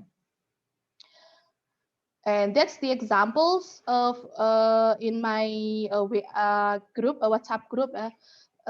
Here I uploaded some pictures like burned house, a fallen mobile phone, and passed away family and sick persons. And these are the responses like the burned house. I was very surprised to hear the news of the fire and blah blah blah. And here for the fallen mobile phone. I'm sorry to lose your cell phone. Hope you find it quickly. And the passed away family, like I was sad to hear the news that your grandfather passed away. Hope you are given patience. So the students practice to share the ideas or to say condolences to other people or other students. Like here, a sick person, I'm sad to hear that your aunt is sick, get well soon. Here's some representative findings that I show you. I usually analyze the students' error and try to fix them here. Like it must be not your house wildfire, but your house was wildfire, or the other options like that. So uh, after I fix the mistake, I try to send back to them so that they knew their mistakes and hope they will not do the mistakes again in the future. So I conclude that a WhatsApp group can be used to practice English because it can have a more useful experience to support and improve their English speaking skills. Okay, here I also have provided some steps I usually use in my classes via WhatsApp group. Like speaking class, we warm up first, like sending pictures of videos. Um, and then looking for some expression, discuss like asking and giving opinion, and then students analyze the language features. And then it's come to part practice time, make a dialogue. I usually pursue them to make a dialogue in written text, and then they can do self practice and check pronunciation in the dictionary, because of full of memory in my mobile phone, I just ask them to make a written dialogue. But in a midterm and final term task, I analyze their voice note via WhatsApp group to check the accuracy, the pronunciation, and other things to be assessed there. Okay, then also they have to provide to send the script via message in WhatsApp group also. And the teacher assess the works by using appropriate scoring rubric. Yeah, here the example of my online learning activity for a speaking class. Okay, next is for writing course. I try to use emoji and sequence story to make warm-up activities. I also record teacher's voice about reading text, and then students should write and analyze the content. And then the teacher gives some pictures as the writing examples. Students should analyze before practicing their own writing. And here the example of using the emoji, like please write a sentence, use this emoji I provide to you. And it's so fun for them, just for avoiding they will not feel bored. Hopefully, like Dodi hugs a lion every night. Jojon plays every night a game every night, and then here for a sequence story, you can see here like yeah, don't let sorry yeah, don't let Farid find you another girl, and so they find it's fun. So hopefully it will not make them bored. Okay, and then to full course, I also have to teach via WhatsApp group. We try to use fun explanations, yeah, a good sense of humor. Like we try to enter the students' world, like quote about love and girl and boy, what's the relationships that I think it's completely fun if we try to make a humor about that. And also recording teacher's voice if a long explanation is needed. Upload the audio files in Google Drive to pick up them, then send it one by one. And also teacher choose some questions for discussions, not all of the questions, because there will be enough time. And I think it's better they choose few questions and we discuss together, rather than choose all of the questions. Students have had to do it in a few time, in a what's that in a long time. But I think it's better for me to choose some questions for discussions, just a few. Okay, and then the chats you can export in Google Drive, yeah, to see the exported in Google Drive to see the what's that archive, yeah, to see that you have to full course that maybe someday you will use it again. Okay, and next is structure class. Usually using brainstorming sessions to make a warm-up activity. It contains pictures, video, and also questions that we would like to discuss related to the topic. I try to stimulate students to learn teachers' PowerPoint file, then student find the definitions, type an example of the topic by themselves.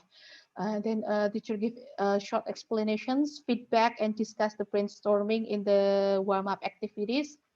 And then give them online quiz, yeah, and then after that they have to report the result. And here the example, the presence list, how, and then this is the brainstorming, and here the command of or the evaluations from her their students task. And then the here translation class also give the warming up activities, uh, giving the hints, giving vocabularies related topic, and giving text. Usually I got from news article or journal article, but it's short in a brief way. And I modified this article to be used in this translation class. Students translated a part of the text, then teacher reviewed their translation result and gave formative assessment.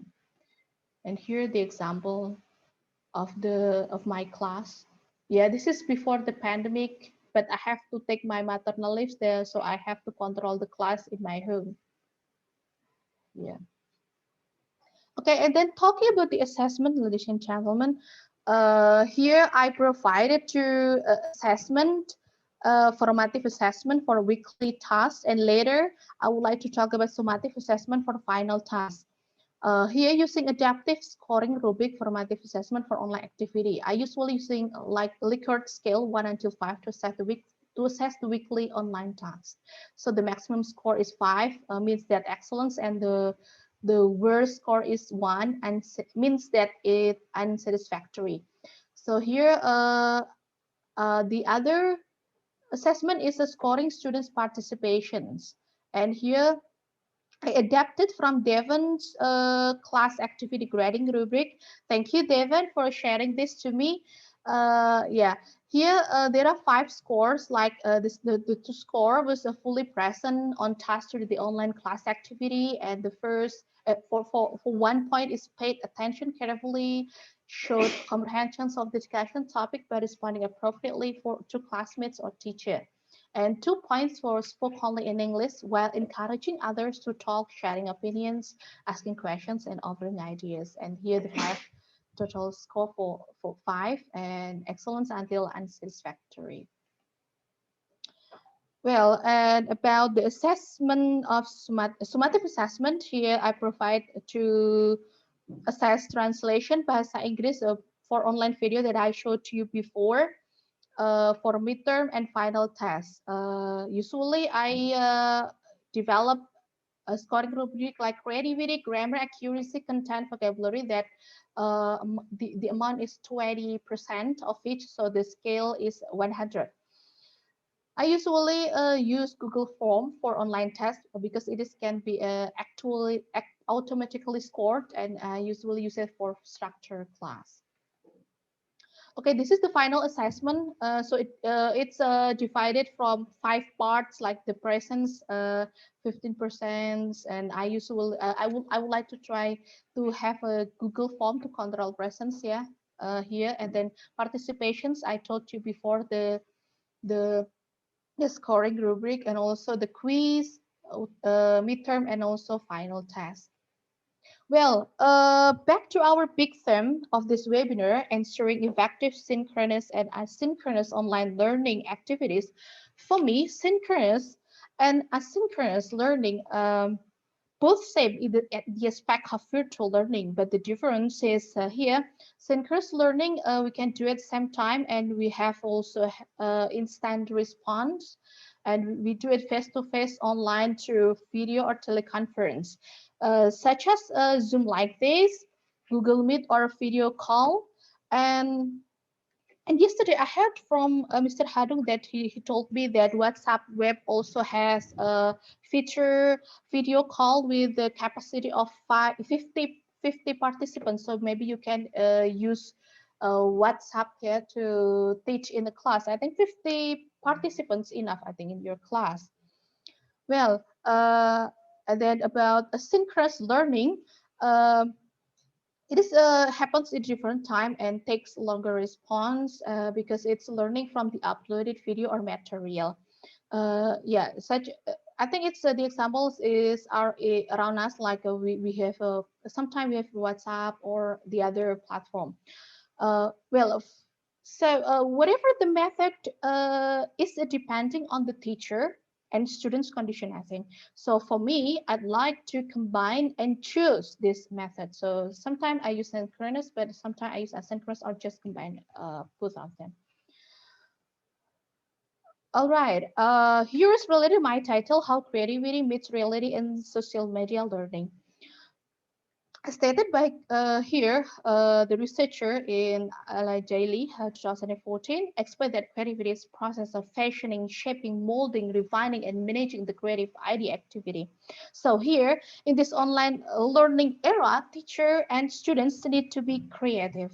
Teachers should creative to design the lesson plan, and students should also creative to learn and do the task. So for me, creative is not complex. Creative is just simple and applicable. Thus, it will create less problematic when we meet or apply them on reality. Well, let's come to the conclusion by giving you a quote of the day. E-learning doesn't just happen. It requires careful planning and implementations. Okay, if we still have a time to Q&A sessions or just discussion for my preliminary questions, Mr. Hasbi? Okay, thank you, Miss Marisa, for delivering the presentation. So now we are coming to the question and answer session. Actually, we have saved some question from the Google form that was written by the participants during filling for registration. But if we have questions here in the Zoom chat or YouTube chat, we will answer them first. And we already get a question from in the Zoom chat. Shall we just directly do that? Okay. So question from Himawan Adi from UNESA as well. So yeah, I will read it out for you and just to get you some minutes to think of the answer too. Okay, so great presentation. Teaching online for university students might not very problematic. I was wondering if IAIN Salatiga Language Center also deals with TPD, teacher professional development. If yes, how do we as ourselves in Indonesia can help EFL teachers teach online, especially for those with difficult access of the internet and also creativity. Thanks.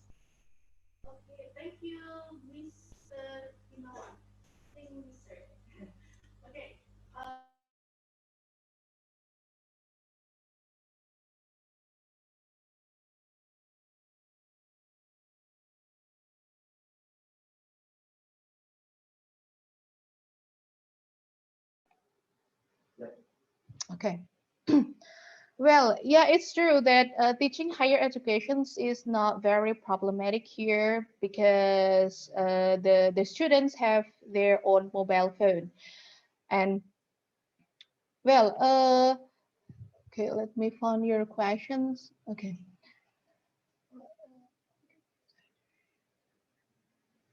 Yeah. Teach online. Yeah, actually here, WhatsApp group, it's more recommended here to teach online. But again, for me, because of the problem of full memory of mobile phone, I think I will try to use the other social media, namely Facebook that I told you before.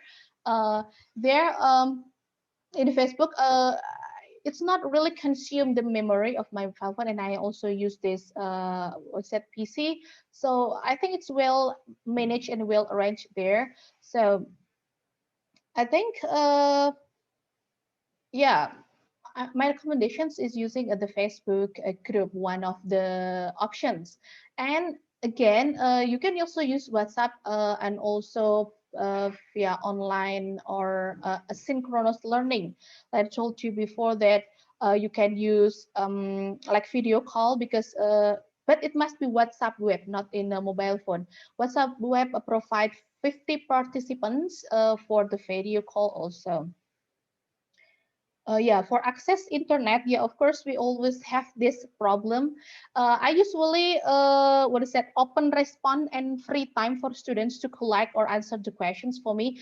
But at first, I usually emphasize but the time management because time management is important for me for the teacher to assess. Yeah, so whoever submits the task in or on time will get bonus for me from the teacher. So but it's okay if they submit late because of the signal problem.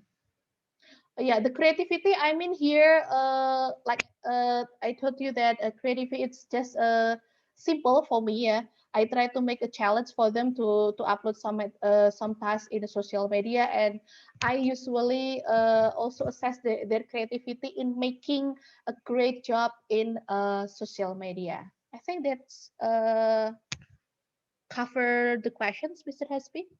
Okay, Okay, thank you, Miss Marisa. I think it was very clear too. If the person who asked still needs more confirmation from the presenter, you also try to write some feedbacks on the chat.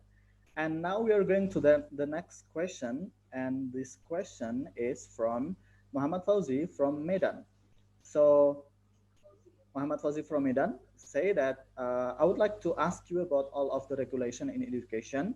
As the teacher or lecturer, we respect for all regulation from primary till university. So how about your city processing in teaching learning in primary level?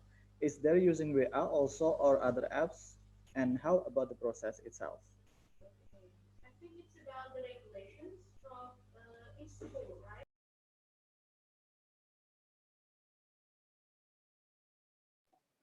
Automatically mute. Okay, I think it's about the regulations depend on the schools, I think. But most of the school used WhatsApp group, like a primary school, like me. I'm my daughter started in kindergarten, and we have to collect it some tasks using WhatsApp group of the parents. So but the regulation, I think it depends on the school, but for me teaching in higher education, the regulation is was that the lecturer can give also the regulations after the campus give the what is that like guidance for the teacher, and we like modify the rule or regulations from the campus. Is that cover the questions? Also the other, okay. Yeah, most stable it's a WhatsApp group, but I think for the other social media for like what's that elementary school or kindergarten, they can't use like Facebook, I think. So it's better that WhatsApp group is accessible for them to do the online learning. Okay, thank you very much. The next question is from Yahya. Do the other social media such as Facebook and Instagram provide group like in WhatsApp group? Oh yes, sure. Yeah, in the Facebook, who's that? Yeah, in Facebook, I created some. I will create some Facebook groups to teach bahasa Inggris. Yeah, then I made what's that like what is that group the every meeting, so like first meeting until 14 meeting I group them in a group of WhatsApp. And Instagram, I think it's not just make what is that account just for your learning activity, Mbak Dia, ya. So maybe you can allow students to follow the account of your learning. I think it's a my answer about the group in Facebook and also in Instagram. I think it's a good idea to make a page in Instagram or account learning in Instagram. I think it's more managed also than in WhatsApp group because it's what is that, the limitations of the WhatsApp group. Okay. Yeah. Okay. I think it's clear enough. Mhm. And we have another question from Dia Maharani from Mhm. Radhika. She's asking which one is the most challenging thing of social media that you use when engaging learning process and why? Thank you. Okay.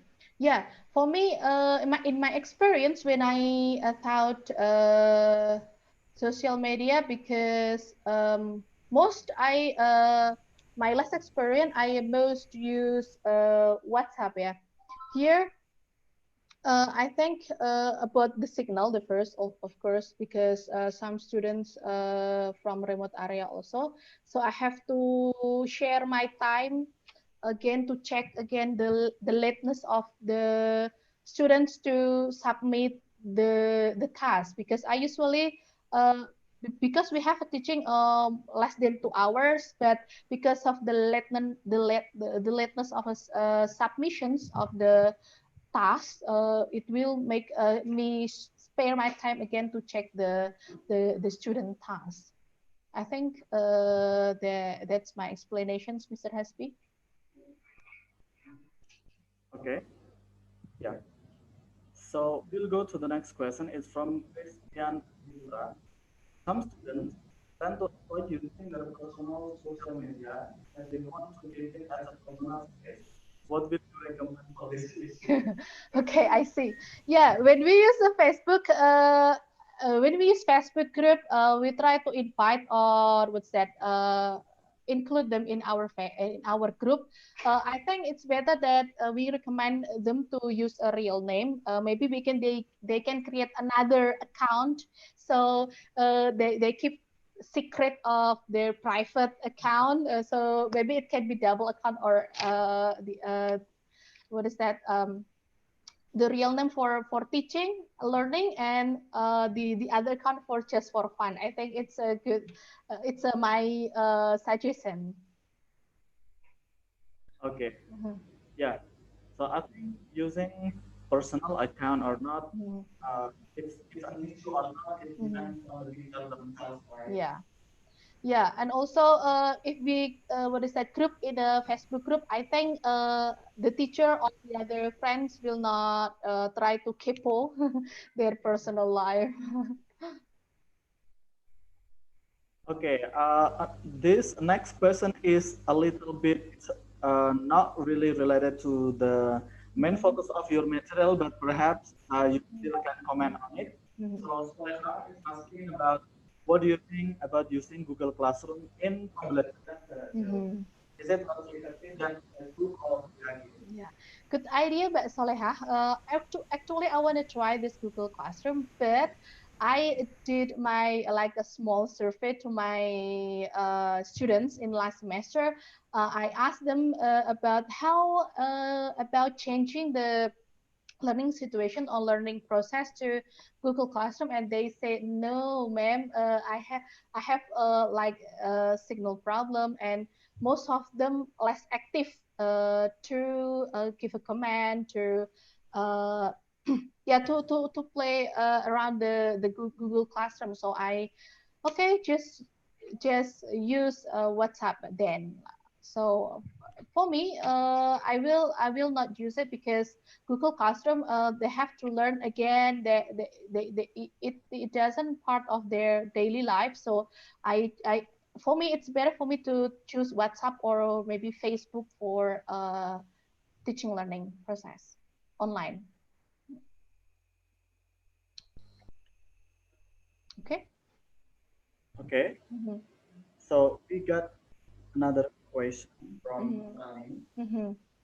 You said that you will appreciate more to students who turn the task on time, and you will understand to students who are late to submit the task because of the signal problem. Uh, will it interrupt your time management for scoring and assess the task? Yes. Yeah. I try to be like give them tolerance. If they have a problem in signal, so they have to come late. They have to submit the task late. So yeah, I did. I what is that like manage my time to again assess their task, but I usually did it before the next meeting, yeah, because we did weekly tasks. So before the second meeting, I usually finish to check my task, and I try to review like this. If I missed some tasks, so I give message like I have done all of the checking your tasks, and here's I list some names that didn't submit. Is that true? Like that. So I just review that I what is that? I missed one or two students that have not yet received my evaluations like that.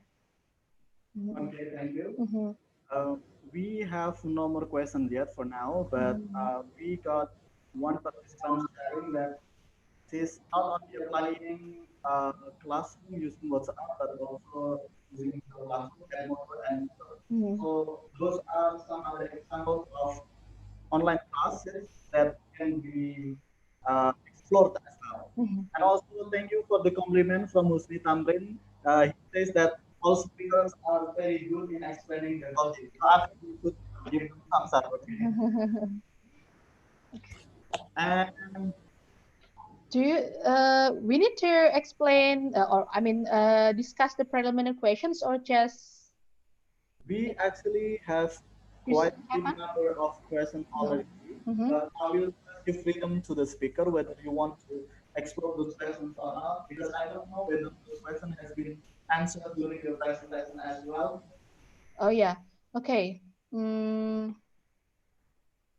Okay, let me share the screen of the questions here.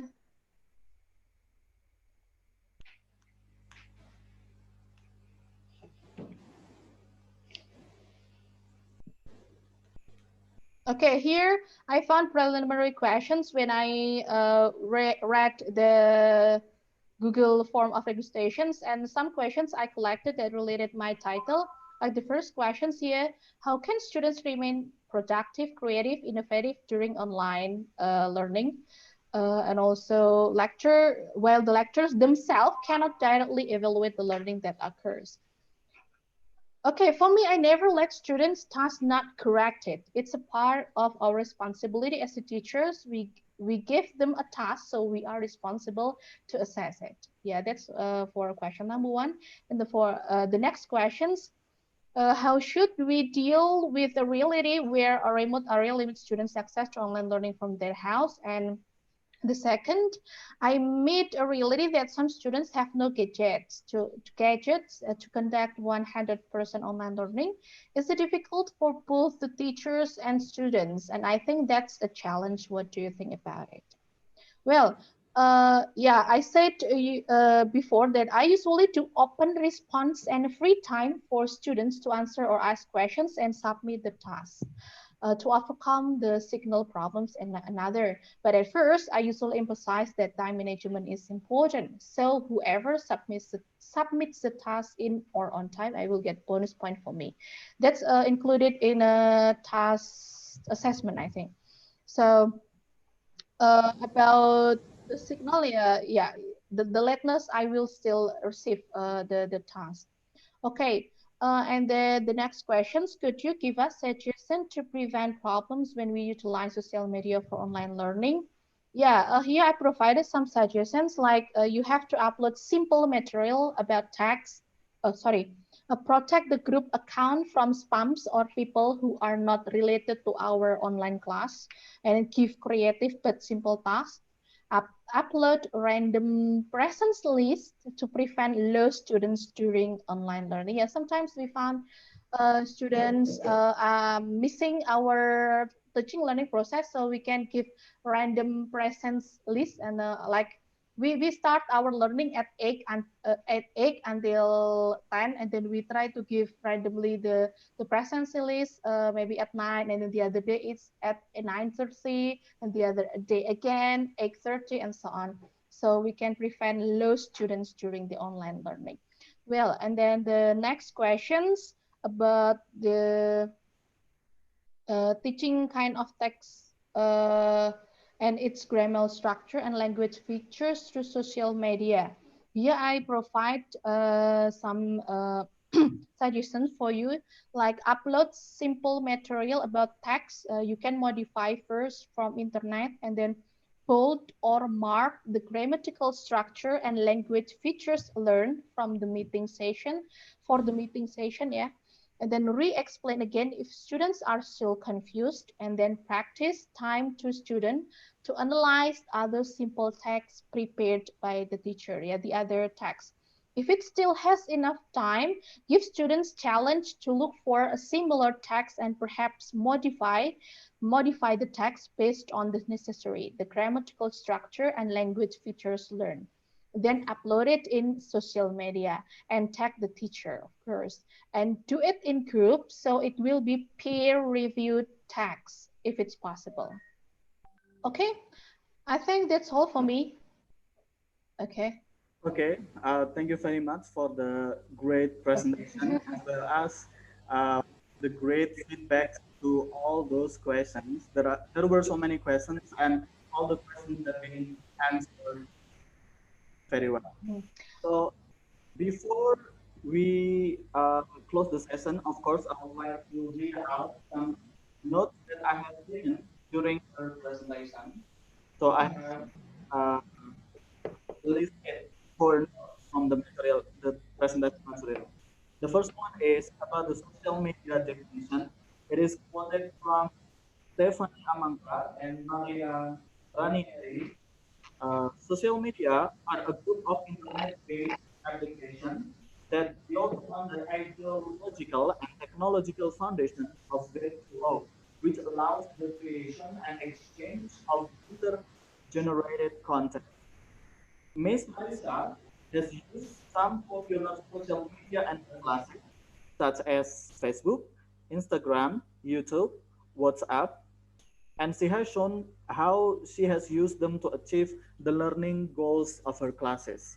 She provided some ways to assess social media-based activities, such as using adaptive scoring rubric, like formative assessment for online activity, and then also using Likert scale to assess the weekly online learning task. And there was a powerful closing quote on the use of social media by Germany Can, saying that if you are on social media but you are not learning, not laughing, not being inspired, or not networking, then you are using it wrong. So I think that was very powerful, and I think after this we could give like some thank you notes to Ms. Marisa for delivering such a powerful presentation. Can we give just applause together to her? And just like what we have given to Ms. Devon, the first presenter, we are also honoring the participation of presentation for the second presenter, Ms. Marisa, with a certificate of presenter. And again, that certificate will be given directly by Mr. Hanum. So, Mr. Hanum, the time is yours. Okay, thank you, Marisa. Really, it was such a great presentation. Again and again, you amaze me, just like what you did before you were my student, and even more now with your skill in presenting online. Okay, now let me first share my screen for the certificate, and I will hand it that to you. Okay, that's the certificate. Thank you very much for giving such wonderful presentation and inspiring presentation. And let's have the handshaking virtually, Marisa. Okay. Okay, I give the time back to Mas Hasbi. Thank you very much. Thank you, Mr. Hanum, for handing out the certificate to the second speaker. And now, before we close the session officially, I would like once more to Ms. Marisa to give a closing remark. Yeah, thank you. I think that's hopeful. Yeah, hopefully it was useful for you and it inspires you to apply it in your online teaching learning. Okay, maybe if there any what's that like questions or something to share, you can what is that? Keep in touch with me in my IG Instagram account and also Facebook in my real name Marisa Franlina. So it's easily found, so you can check it or just follow me to share your ideas. Well, let me close again. Thank you very much. Um, Hopefully we can see in next agenda, another agenda. Thank you. Wassalamualaikum warahmatullahi wabarakatuh.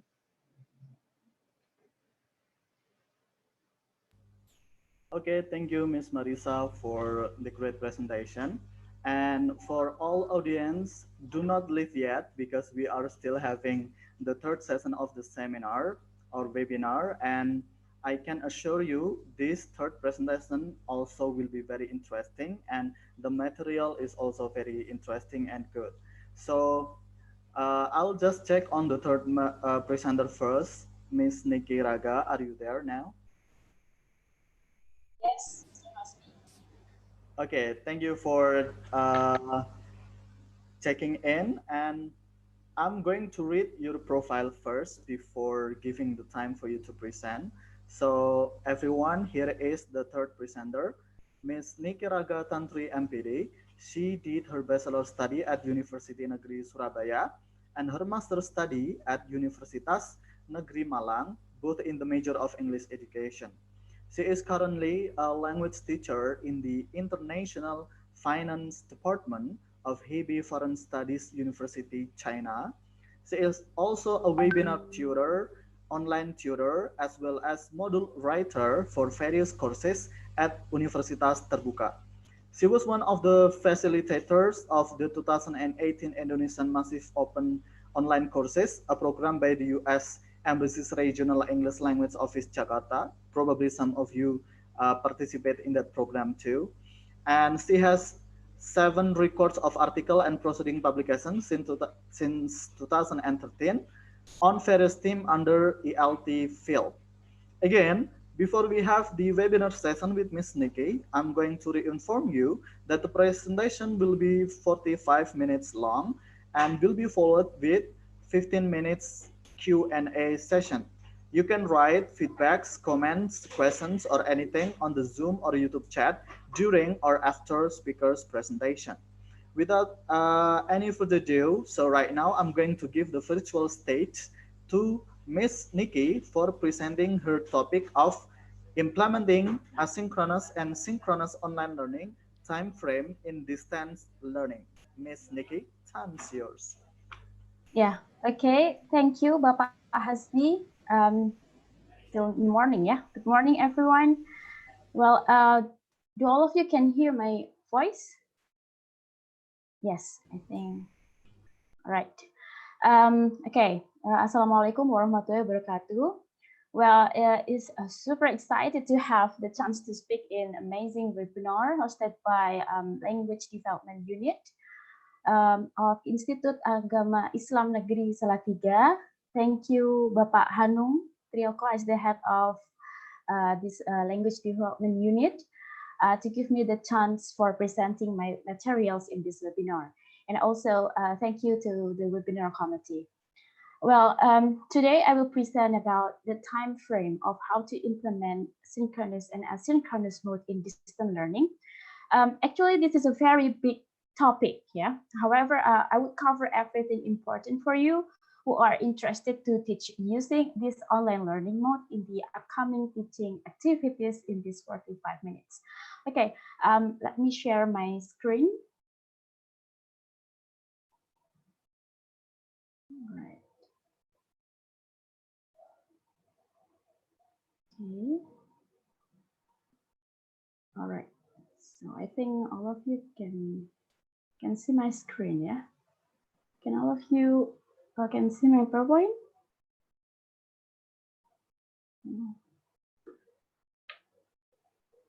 Okay, wait.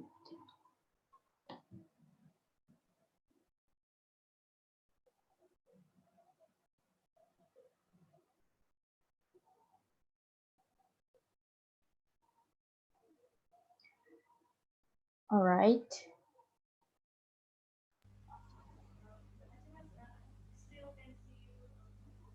Yes, we can view your presentation slides. Okay.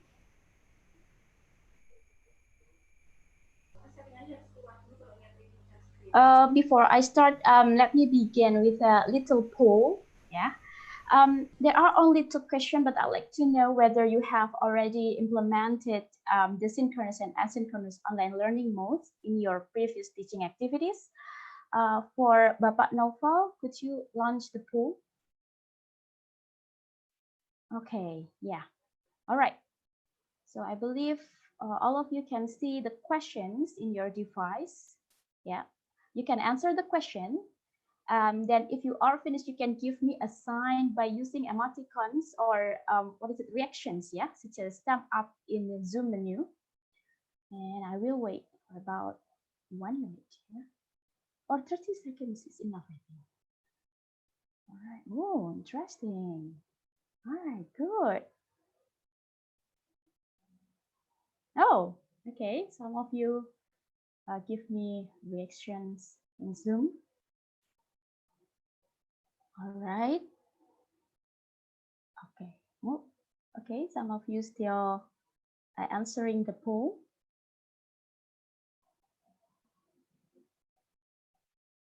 Okay.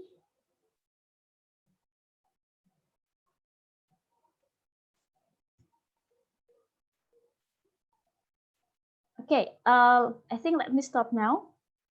Yeah, we can stop. By the way, can we share the results? All right, so now you can see in your device about the results. Yeah, the first question is, did you use video conference online apps such as Zoom, Google Meet in your online teaching? In here, most of you, yeah, use this online app is about 69%. And then the second question, and there is one, okay, there is one participant do not know this app, okay. And then number 2, did you use an online learning platform such as Canvas, yeah, in your online teaching? All right, so 46% said yes, and the other 37% said no.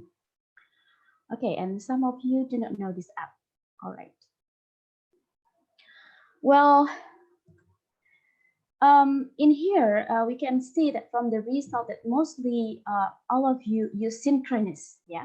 So number 1 is actually resembles the synchronous online activities, and number 2 is about asynchronous online teaching. Yeah. And most of us, I mean, like most of you use synchronous, and I think we should be aware that probably some of our students cannot have the access to this app like the other previous presenters said in their presentation. And I hope in my presentation today can enrich your experience in conducting this both online learning mode. All right, so yeah, that's it. Nice to hear this from you. All right, now, okay. Well, apparently some of the topic actually have been discussed by the previous presenters. What a great presentation. I also learned a lot, yeah. But in here today, I will talk in depth in some parts about these topics, yeah. Now I'd like to begin the presentation. This one, all right. All right, Well, there will be 8 parts, including conclusion in my presentation, and I will begin with the definition of online synchronous, asynchronous, and distant learning. Yeah. Okay. This one.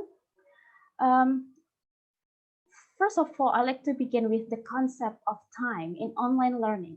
Yeah, as we know that there are differences, yeah, between the real world and virtual world, as well as the definition time or even happens in online learning. We can see from the differences of synchronous and asynchronous definition in here. There are times that in reality does not have such time as in online environment.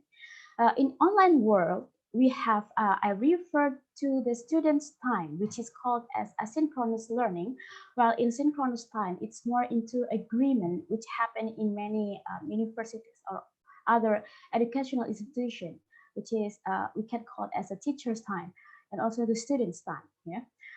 Meanwhile, in reality, in terms of in the face-to-face meeting, it happens in a real time, which the teaching and learning activities occur and cannot be replayed without the help of tools such as video recorders.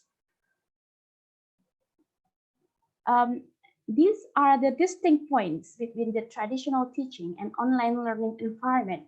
While traditional teaching only relies on the synchronous time, online learning can utilize both adaptive traditional teaching approach and asynchronous online learning approach at the same time. Right. This bonus time can obviously enhance the students' learning experience since they can have the extensive portion of controlling and being responsible to their own learning compared to the traditional learning. Okay, so next, yeah, why it should be distance for distant learning. Before we step further into how these online times are implemented in our classroom, acknowledging the concept of distant learning is very crucial. Distant learning is a field of education that focuses on teaching methods and technology with the aim of delivering teaching often on an individual basis to students who are not physically present in a traditional educational setting such as classroom. Yeah. It has been described as a process to create and provide access to learning when the source of information and the learners are separated by time and distance or both. Yeah, so here I highlight. This one is very important to differentiate between face-to-face and distant learning. And then the next. The available methods of learning used in distant learning are divided into 2 groups, yeah, synchronous and asynchronous learning. The term synchronous learning is a mode of delivery where all participants are present at the same time, yeah, while the asynchronous learning mode of delivery is where participants access course materials on their own schedule so that it's more flexible to the students. From these 3 definitions, whether currently we conduct teaching activities without our student existed physically in front of our eyes. In the condition of emergency, remote or normal teaching, if we implement a big portion of time and place differences between the students and us as a teacher, then we utilize distant learning. This definition becomes invalid if the teacher returns to conduct regular and everyday face-to-face teaching. I think this understanding should be highlighted so that we are not disorientated with the technique delivery from synchronous and asynchronous when we plan to conduct online learning with distance learning mode. Okay, let's go to the next slide. It's about major characteristic of learners in distance learning. Okay, to conduct distant learning, there are some points that should be prepared, yeah, especially to the students' readiness. Distant learning requires the students' effort of independent learning. Since distance learning will have a portion of asynchronous learning mode, the learning time will be dependent on students' availability. Therefore, it is important to make sure that the student have this learning characteristic before the teacher prepares for online learning. Referring to this, the students of distant learning are expected to have initially high learning motivation, yeah, independent, active learners, good organizational and time management skills, have discipline to study without external reminders, yeah, ability to adapt to new learning environments. Okay, and not all of these characteristics in reality is fully originated from the students themselves, especially for some learners who were as a face-to-face classroom student before. Yet the teacher in here suggested to educate this independent learning style so that the student can be successful distant learners.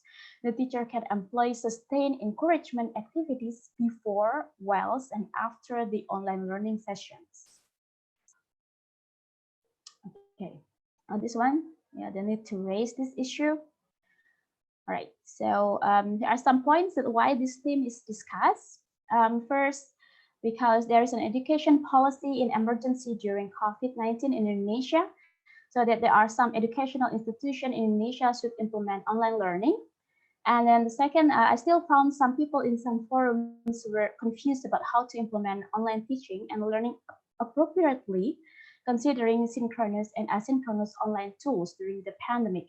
And referring to this picture several months ago, yeah, there were a lot of news went viral about a student who should work to buy headphones so that he could participate in online learning, or several students who could not join the learning because they do not have internet credit. Therefore, discussing the time of synchronous and asynchronous in online learning will be beneficial to address such issues, especially during the emergency situation like today in Indonesia. All right, nice. Now we go to the way in implementing asynchronous and synchronous online learning modes. Okay, yeah. Before we go to the implementation of asynchronous and synchronous online learning, I'd like to address first the theory of this learning mode. If you are interested enough to deep dive on the theories of distant learning, especially for asynchronous online learning, there were some ways that the theories are rooted in adult learning theory. Yeah, let's say the popular theory of COI framework by Garrison or Anderson. It was based on their investigation in distant learning of an open university. That's why some online learning approach cannot be generalized to all some learners' age groups. There's further studies in investigating the effectiveness of an online learning theory are still developed to correspond to all ages. However, in my talk today, I'd like to emphasize on the learning participant who the sense of independent learning is ready and navigated by the teachers. Right. Well, this one, the online learning environment has long been investigated through the three reasons highlighted by Garrison in COI framework. Yeah, this framework places three elements of cognitive teaching, and then social teaching. Yeah, I'm sorry, cognitive, social, and teaching presence. Yeah, so this individual present.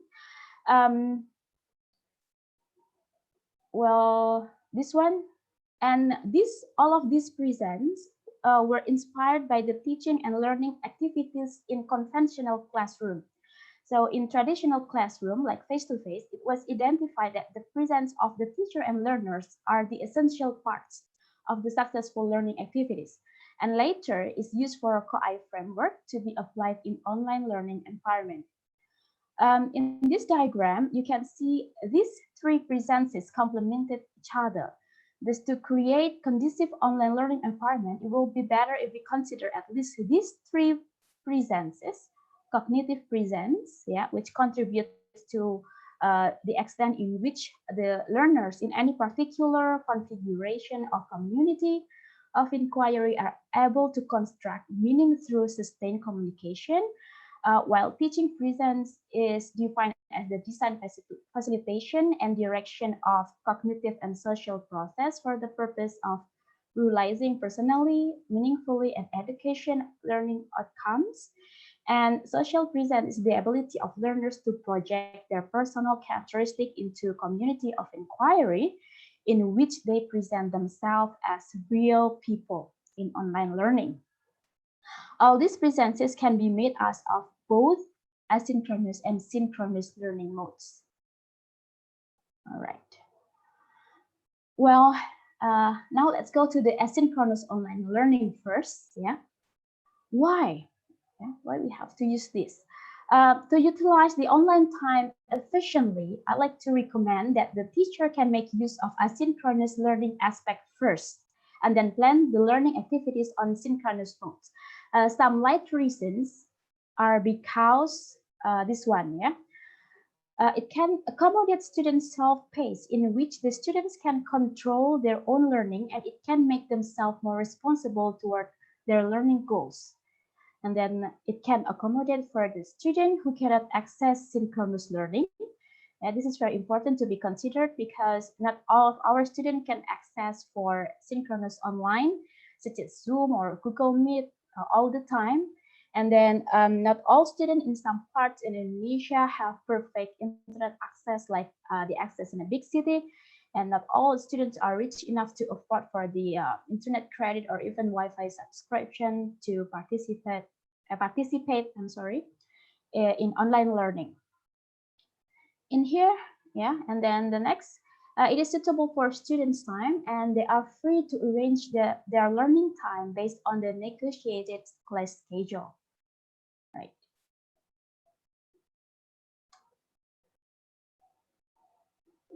Okay, and next, for these slides, show the characteristic of asynchronous online learning. The points are, yeah, it should be the teacher is able to provide clear communication or instruction, yeah, and learning time estimation that at least resemble face-to-face learning. And then the teacher can set the deadline that all students can accomplish, and then set concurrent activities, launch the courses, track students' progress and completion, and then use asynchronous as the student's portfolio, set automatic grading for quiz, and obtain automatic reports from the learning. Yeah. These points can be the underlying points to choose and evaluate the alternative asynchronous online learning platform in case we cannot utilize the ideal platform. I will talk further in the following slides. All right, this one. So how about the digital tools? Yeah. So basically, I agree with Devon said that when we come up with the asynchronous digital tools, the ideal one is using LMS. Yes. So in here, I make what is it like a table? Yeah, the digital tools between the ideal and the alternative. So if you seek for the ideal digital tools for asynchronous online learning, then you better you use LMS. So LMS is a learning management system platform, and this one is provided, yeah, by, for example, like Moodle, yeah, Blackboard, Schoology, Canvas structure, yeah, all of this is LMS. However, if, for example, your institution or your classroom do not have this kind of ideal LMS, you can go with the alternative. So I suggest in here you can use Edmodo. Yeah, why I say this one is alternative, not the ideal, because Edmodo is not 100% LMS, but it's near to LMS. Yeah, but this one, oh, sorry. But this one is a has very simple user interface like Facebook. And to manage the Edmodo, it's very easy to use. Or the other alternative, you can use Google Classroom.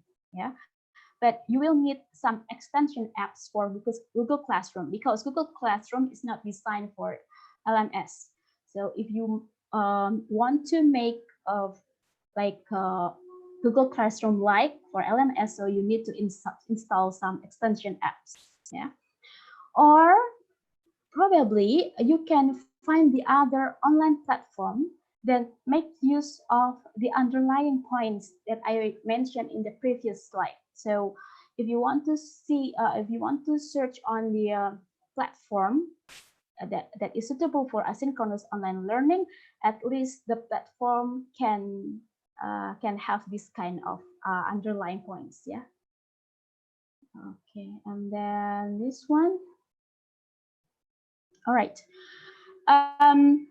How about the activities? Yeah, in asynchronous online learning.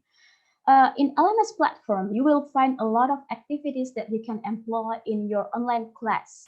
Started from assignment, yeah, book, chat, database, and then you will find survey, label, page, lesson, folder, yeah, many, yeah, so many. But if you are new with this platform, I suggest your online class at least make use of this function, which I circled on with red color.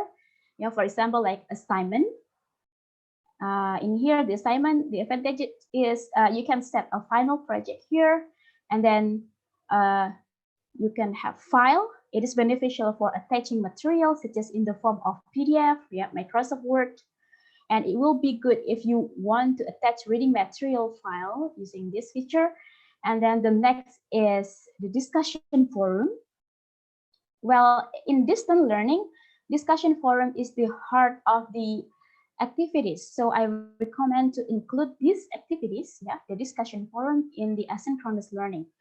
Well, you can also employ quiz to assess your students' understanding related to the material given in your asynchronous class. So these are the activities that I observe mostly used in MOOC or in OOC and Open University. So without complicating yourself, you can start with these activities in your class. All right, then next one, yeah. How to transfer the face-to-face into asynchronous platform. Yeah. Of course, you should start from the learning goals in your class. All right. Here, I'd like to show you the example of adding online activities in a syllabus. And the syllabus is for speaking for general communication course that I took from a website in one of Indonesian university website. Yeah. Well, basically the content and all of the aspects are similar with the resource. However, I put one section in here, which is the online activities. Yeah. So if we go back to the asynchronous activities provided by LMS and try to match with the learning goals and the learning activities, then the possibility of asynchronous activities will be like this. Yeah. All right. And also, please also see this one, the time explained in the syllabus of your face-to-face classroom, because it will be used to determine the time frame in your online class. So for example, in here, we can see that there is a specific objective, and the learning theme is about phonemic alphabets. The learning objectives about students are able to read phonemic alphabets and produce consonant and vowel sounds correctly. And then students are able to put stresses on appropriate syllables in different words. And then in here, the teacher also provide learning activities, for example, like listen to the recording of how to pronounce consonant and vowel sounds, and then follow the example given in the cassette and drill pronouncing the sound several times. This one is the activities for face-to-face classroom. But in here, what we have to do if we want to transfer our face-to-face into online class, we have to translate all of these learning activities into asynchronous online activities. So before this one, we have to be aware of the time. So this topic is will be taught about 3 weeks. Yeah, week 2, the second week, the third week, and the fourth week. Yeah. So for example, if I assume one meeting include 90 minutes, yeah, then I have to distribute this all 3 weeks meeting of face-to-face into both synchronous and asynchronous online activities. So for example, for the asynchronous activities is like material on video, link for identification of English consonant, and follow exercise. And then I will give PowerPoint related to brief explanation of the, it is missing, yeah, of the learning topic, maybe about 30 minutes. And then I will give discussion on the video about different sounds in pronouncing some words. And then this is for quiz, I will give listening on the consonant and vowel sounds. And then the project, yeah, for example, like self-recording about some words provided in the text.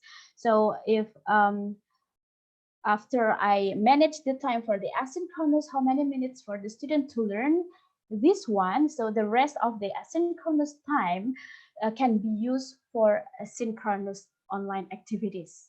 Yeah, so this one is only example, but I will give you the some what is it like one of my class in LMS later. Yeah. All right. So this one is also for the other example for the other subject.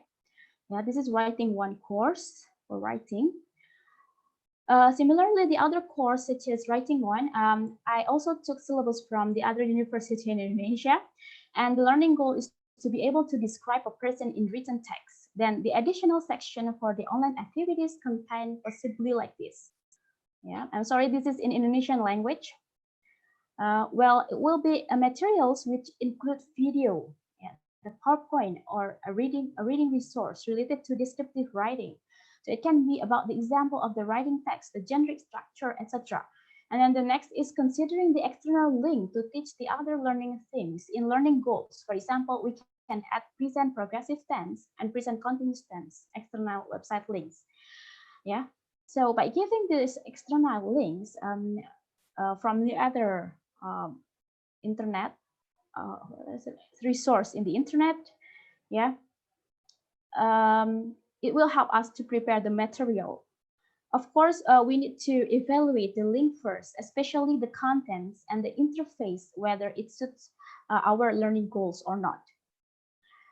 Next, this one, the discussion, it's also the important part in asynchronous, since this is the forum of your students, yeah, to exchange the information and the open question prompt that foster their collaboration learning. The last quiz and project are tools to see how far your student achieve the learning goals topic. Yeah, this is still in asynchronous, not in synchronous one. Okay, all right. Yeah, so sync from the material in asynchronous, you can set a decision on what topic you will teach in synchronous session. Yeah, you can either move to the higher cognitive level based on the topic or discuss the students' problems related to the asynchronous activities. We will talk much in the synchronous part. Here, the asynchronous mode can give you, a presentation. Oh, sorry. A presentation about what is it like, what you will teach for the synchronous one. This, if you have already thought some cognitive domain of remembering level in asynchronous mode, then you can have a plan to teach for a higher level in synchronous session, or you can identify what aspect of the cognitive level in asynchronous mode that need to be discussed when you are having synchronous session. By implementing asynchronous learning mode, you can make a decision in what part of learning you want to teach on your synchronous, synchronous session. This will make your teaching activities and the learning goals achievement efficient. All right. So here I'd like to share the asynchronous activities in one of the LMS platform.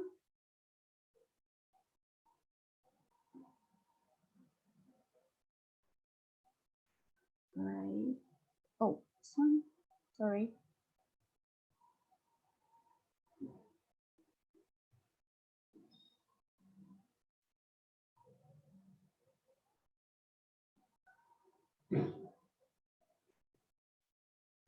This one. This is one of my writing one class because the institution asked me to read the instruction in Indonesian language, so I write it in Indonesia, but most of the contents in here is in English. Yeah, so you can see in my LMS or my asynchronous online learning, there will be what is it like? There will be a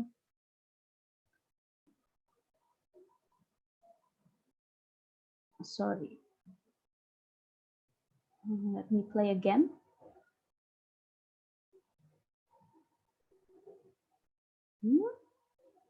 Okay. There will be a what is it like a little bit reading activities for the example of or the generic text of the writing, yeah. And then I also provide some useful link that is actually available on the internet, but again, we have to evaluate it first, whether it is suitable with our student or not. And then don't forget to provide with discussion, even though this is still in writing course. Okay, this one. And also you can give quiz to check whether your student understand or not about your material related to this. And then the last part is about project. Yeah, this one. So this is one of the my writing class on the asynchronous online learning. Okay, this is still in asynchronous, yeah. All right. Now let's go to synchronous online learning. Now let's move to here to this topic. Okay, so when to start? Yeah. The question. Sorry. Excuse me, Nikki. Just to let you know that it's only 10 minutes left for explaining your presentation. Okay, thank you. Yeah. All right. Yeah. So when to start? When to teach synchronous? Yeah. The question is like this: is when the asynchronous platform can deliver almost all of our learning objectives in the online learning platform, what should the teacher do in the synchronous learning? Do we need to still teach our student in real time? The answer is yes, and this is the reason. Yeah, synchronous online learning can provide the activities of like this, discussing issues that need immediate responses or feedback, clarifying difficult concepts and misunderstanding, the activities that needs real-time interaction, and then student presentation activities, building the classroom community, and the student feel isolated because of asynchronous learning. So if you, I mean, like, if the teacher only rely on the asynchronous teaching and learning, then the student will be feel isolated. So to minimize this, we have to conduct synchronous online learning. Yeah, so asynchronous and synchronous are two parts that cannot be erased from the distant learning. And then how about the digital tools? Yeah, this is also important. The ideal one is the platform that we use today. So for example, like Zoom, Microsoft Teams, DingTalk, Adobe Connect, yeah, and etc. But how about if the student cannot utilize these ideal tools? In here, I suggest some alternatives. So you can use social media broadcasts, for example, like Facebook Live, Instagram Live, and etc. Or even you can use YouTube streaming. Yeah. The main point it is this: any platform that provides recorded or video playback. So this one is very important. Yeah, I will tell you why, because this is based on my experience when I teach online in the university in China. And then this one, this is the suggested activities. Yeah, for example, like in-depth lecture, cast discussion, peer instruction, individual consultation, study group, and formative assessment. Yeah, the main thing it is the activities in synchronous online learning. We do not repeat what we have already delivered in asynchronous online learning. And then this one, so this is to answer the question about the time frame. Please see my notes on the gray area here. Well, it depends on the learning goals, yeah, allocation time, and the student's condition. So if you have free to manage your online class, I think you can decide in what time, how many days, or what weeks you will consider for asynchronous online learning. However, it should be also under the consideration of the students whether they can utilize the digital tools or not. Also, you can also distribute the allocated time of the face-to-face classroom into both synchronous and asynchronous activities. Here, the timeline in my slide is just for an example. Yeah, I took one meeting for synchronous that covered 2 meetings of my face-to-face classroom. The synchronous maybe spent 30 minutes because it was only discussing the timetable and welcoming the new student. Then I set the rest activities in which includes these all 5 activities, this one. And then in the 3rd week, I set up synchronous again for my 3rd and 4th meeting in my face-to-face classroom. and it will be discussion and feedback related to the asynchronous meeting and etc. and etc. Yeah. The main point is during asynchronous time, you give the chance for the student to access the materials before they go to synchronous online. The range of time can be 1 week, yeah, mostly used for asynchronous class, or maybe about 2 weeks. Some people use 5 days concurrence for asynchronous learning time schedule. Therefore, the true time frame will about your learning goals, allocation time, and your students if you have free to manage the online class. All right, so this one is about managing students' engagement. Well, there are a lot of things when it comes up with the students' engagement and online learning. There are few literatures in boosting students' engagement and the strategies to deal with. Bear in mind that engaging students in online learning environment is slightly different in conventional classroom, especially when a teacher decides to implement asynchronous online learning. Since this is distance learning, it means that there is a possibility of delay in communication between students and teachers. These are the things to engage the student in a virtual environment. The first, yeah, the teacher should possess good communication skills, yeah, be friendly and approachable, be knowledgeable in the subject, and provide valuable and meaningful feedback. All right. Okay. Now let's see the insight on asynchronous learning platform. All right. So this one, I show you the insight that you will obtain when you implement asynchronous online learning. Well, this is the report that I received in one of my online classes some years ago. It was in 2018. After you finish teaching your course, you will be able to investigate the students' performance when they participate in the class. You will know your student activities as it is performed by activity by date here. We know that the students were active in the beginning and went down in the end of the course. Also, we can track the student submission at the time. I set a project every 2 weeks during 3 months online course. We can see that the student submission were high in the beginning and then went down to similar with their activity performance. I knew the portion of how many students who submitted project, the late submission, and the missing project, which means the student did not submit. Also, I could see the grade distribution from discussion grades here. I set 0 up to 10 for the grades and 100 as the highest score for the project assignment.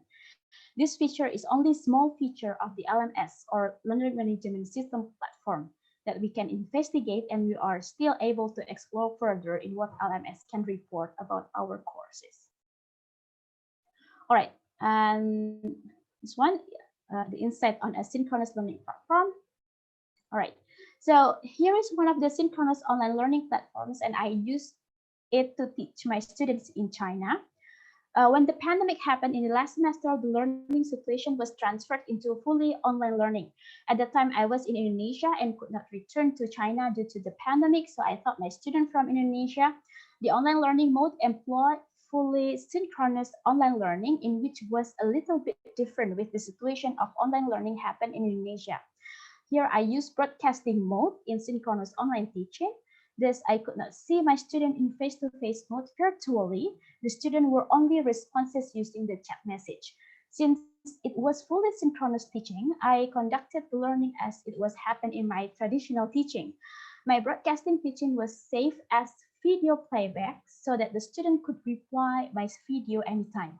The application name is DingTalk, and it is a mobile phone friendly in which the student can access all of my lectures through mobile phone, and it has low bandwidth. Yeah, using this one. And finally, to sum up, the time frame used in online learning is suggested by planning the asynchronous learning activities initially, then deciding the synchronous learning schedule. And online learning activities should consider the learning goals, the subject matter, and how the choice of digital tools support the student learning. When the learning goals can be achieved by asynchronous learning activities, it is recommended to teach higher cognitive skills or discuss issues related to subject matter in synchronous learning activities. And asynchronous and synchronous learning complement each other. Asynchronous can be as a solution for students who cannot join synchronous learning regularly, while synchronous learning is utilized to build the sense of learning community. Implementing asynchronous learning can be used as a terminal or initial step to learn the course before the student explore the internet sources. So, okay, so this one is the reference. I think that's all for my presentation. I will pass you over to my colleague, Mr. Hasbi. Okay. So are you done with the presentation, Miss Nikki? Yeah, I'm finished. Okay, thank you very much. And it's really on time, like 1 minute left. The end of Thank your you. the slot duration for your presentation moment. And now we are going to the question and answer directly. And we actually already got some questions. And I think it's better for us to directly start answering that question. And I'm inviting other audiences who haven't posted their questions. You can type it right now and then just drop it in the Zoom or YouTube chat. Okay, Ms. Nikki, I think we will go with the first question. This first question is Ika Sinda from Okay. Universitas Terbuka Yogyakarta. So it Hello. somehow this is related to you as well because he has the same professional background with you, Okay. teaching in Universitas Terbuka. So she asked how to deal with the tutor who didn't respond to our answer or file assignment. As you know, much of the students are living in the remote area who have struggled to find an internet connection and upload answer on time, but sometimes not responded. Oh, well, let's go back again. Yeah.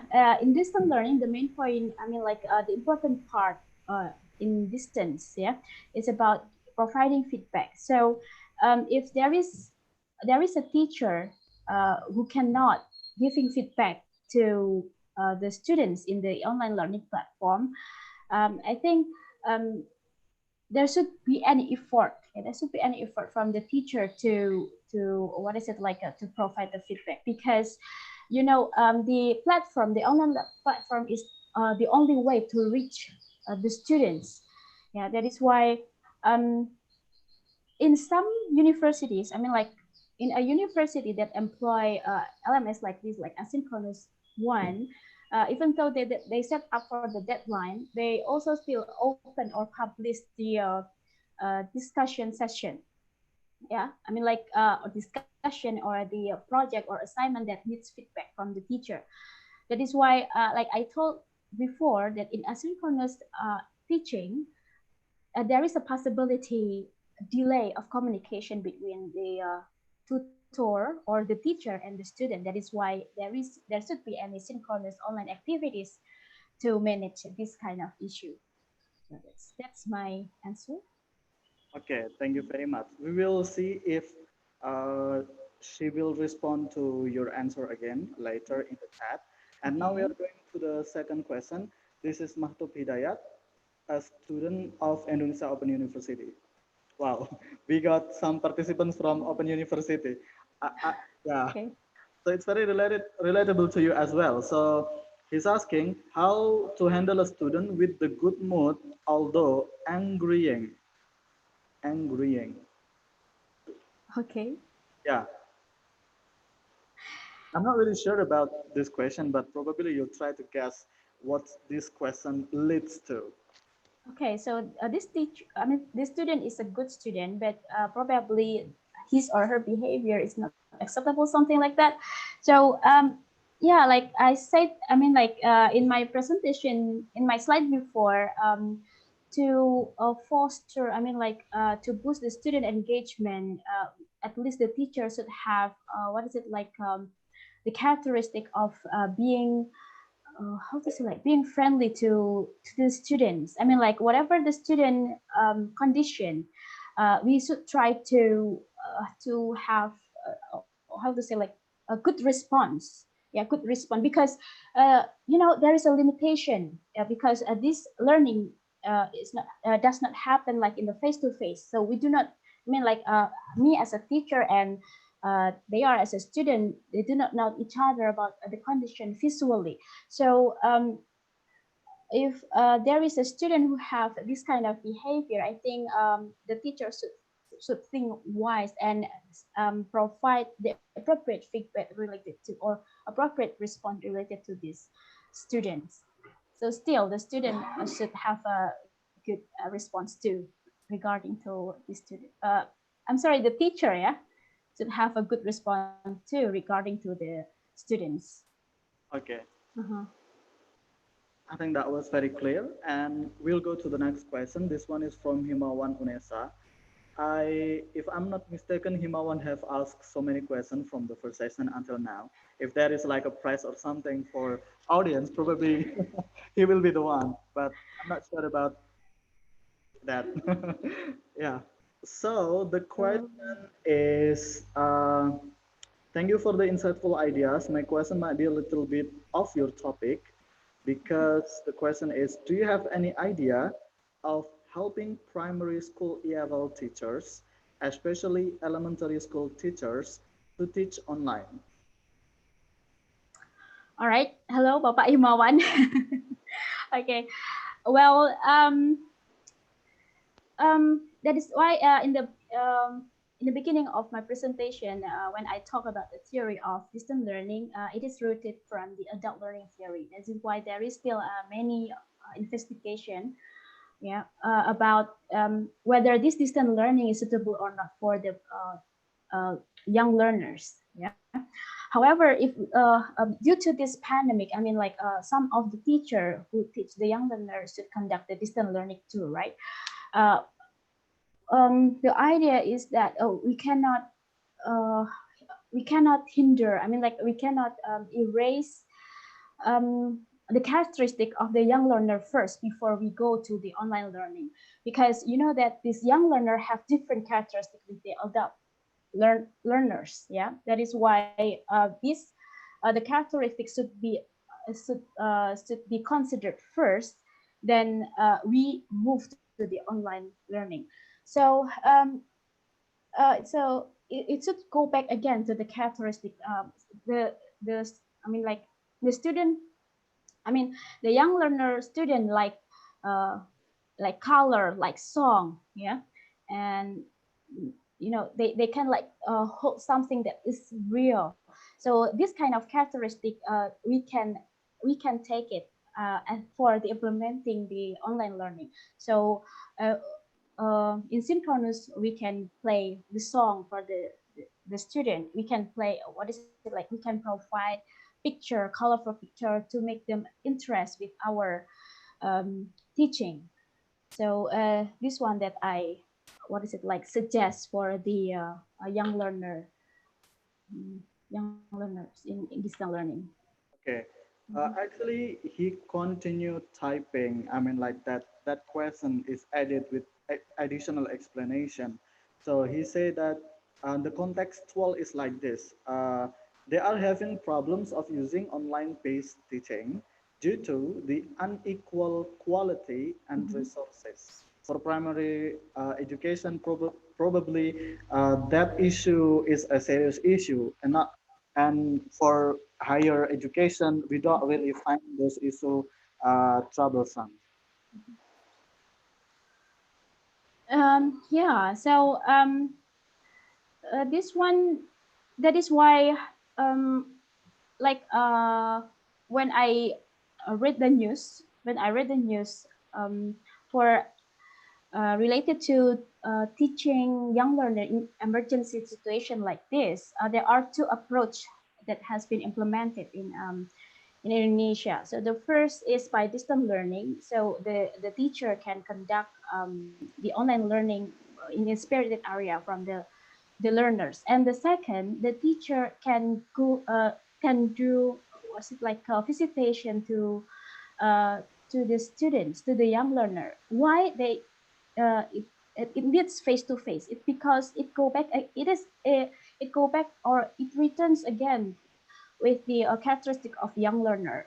This young learner cannot how to say, like they do not have a very high intention in learning distance, like this one, like asynchronous, yeah, which is more into text based compared to the adult learner. That is why you know that I'm not sure about the upcoming research related to distant learning and young learner. But if we go back again to the theory of the young learner characteristic, then there should be at least two things in distant teaching distant for them. So it is online and face to face.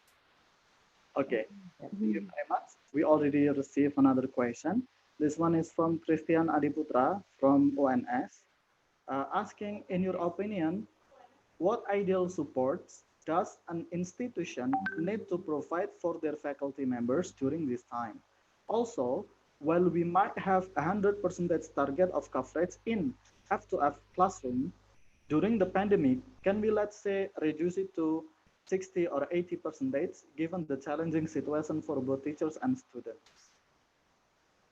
Okay, I'm sorry. Can you repeat again?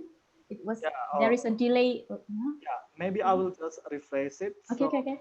during classical classroom, face-to-face meeting classroom, Mhm. we have 100% target of learning goals. But during this pandemic, teachers and students are facing so many issues, technical issues about doing that.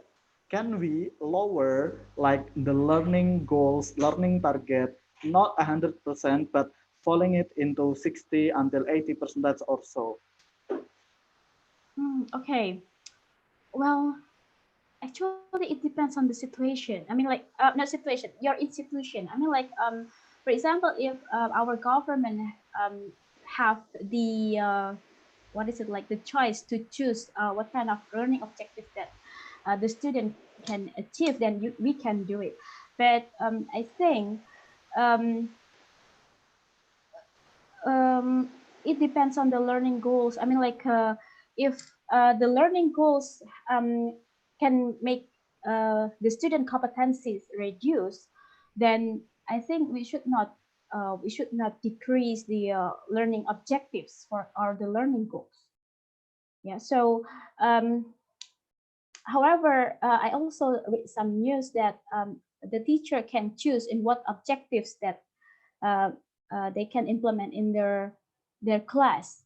Yeah, so I think that's fine, that's okay. But if we can achieve more than that, why not? Something like that. So the conclusion on your suggestion is try aiming to reach the 100% goals first, or still in a higher target.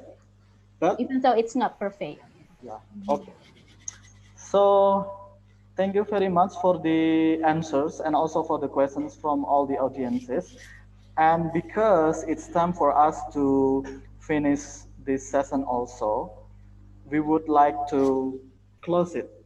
But before closing this session, let me read out some notes that I have taken during your presentation. So from the presentation, it has been explained that distant learning is focusing on teaching methods and technology with the aim of delivering teaching, often on an individual basis, to students who are not physically present. Secondly, distance learning can be synchronous, where students and teachers meet online at a scheduled time, or asynchronous, where virtual meeting is absent, as learning is managed by students in their own convenience and availability. And in order to implement the synchronous and asynchronous distance learning, we should first consider about the theoretical perspectives of distant learning. There are also some issues that needed to be raised. For example, the education policy in emergency during COVID-19 in Indonesia, confusing about the time concept of asynchronous and synchronous learning. Some students in Indonesia cannot access online materials due to limited internet credit, internet access, and accessible digital tools. Lastly, a very powerful closing by Ms. Nikki is when learners have their learning responsibility in nature and the technology offer to ensure this ability, why should we prevent them to achieve this potential? Okay, I think those are some notes that I have taken from Miss Nikki's presentation. And can we, all of us, all audiences, give a very big applause to Miss Nikki for her great presentation. Yay, thank you. And again, I would let the honor of handing out the certificates to be in the hands of Mr. Hanum Triyoka. So, Mr. Hanum, time is yours to give the certificate of presenter. Okay, thank you, Mas B. Well, this is the last presenter of the webinar this morning. So I really hope that Nikki has given the summing up of all the ideas about effective synchronous and asynchronous online learning activities, and that everyone joining these webinars get a very good idea about what to do next for their teaching online. Okay, Nikki, thank you very much, yeah, for being with us in this webinars, and I'd like to give you the certificate. So let me share the screen and show your certificate. Okay, this is your certificate, Nikki. Thank you very Thank you, much. Bapak Take Hanum. hand virtually, yeah? Thank you, yes. Okay, thank you. So I give time back to Mas B first, and then, okay. See you again, all everyone. Okay, thank you, Mr. Hanum, for giving the certificate to Miss Nikki as the last presenter of this webinar. Miss Nikki, as I have given the chance for the two previous presenters to give a conclusion or concluding remarks, probably you will close your presentation with something powerful or something that reminds all of us when we are going to practice the next online teaching. Yeah, I think all of us should not be, what is it, like give up. Yeah, regarding to this the pandemic, we as a teacher should be able to be as a facilitator, and we should be happy that because in our era today we are assisted by technology. So I think we should make use of that. Okay, thank you very much for the closing statement, and see you again in the other occasion, Miss Nikki. And for everyone, with this Miss Nikki's presentation coming to a conclusion, also my time to be here moderating the webinar session have also come to an end. So I guess it's time to bid you all goodbye. I would like to thank the three great presenters again, Miss Devan, Miss Marisa, Miss Nikki, for their amazing content and delivery of their webinar session. And no less for the audience, thank you for watching and stay here with us all. I hope you guys learn significant amounts of knowledge and insight on the grand theme of today's webinar. Now I'm giving back the room to the Master of Ceremony, Mr. Aziz, and for everyone, bye. See you again in the other occasion. All right. Thank you, Mas Hasbi. Oh, sorry, Mr. Hasbi. Oh, yeah. So just to let you know, I assume you already know that the link to request your e-certificate has been distributed from at about 11:45, and it will be active for about 60 minutes. So make sure you go there and fill the form to request it. And please be patient because it probably takes a few minutes until maximum 1 day. So if tomorrow you cannot see the certificate there in the folder, you can contact us via the group that you already participate in when you register. And maybe one last thing before we close this webinar, would you mind? I'm just telling you that, giving you a consent that we're gonna take some screenshot of the photo of yours. So make sure you're okay with that. If not, just hide your face. All right. Mas Ataya, can you please help as well? Yes.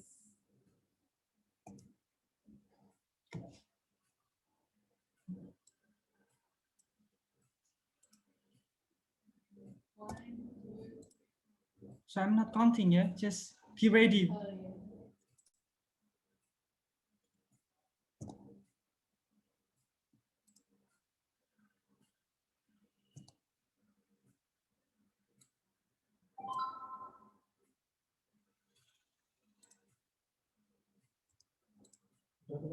Okay, one last time. 1, 2, 3. Biasa-biasa nggak sih, Mas? Iya, di Mas Aziz sudah biasa-biasa.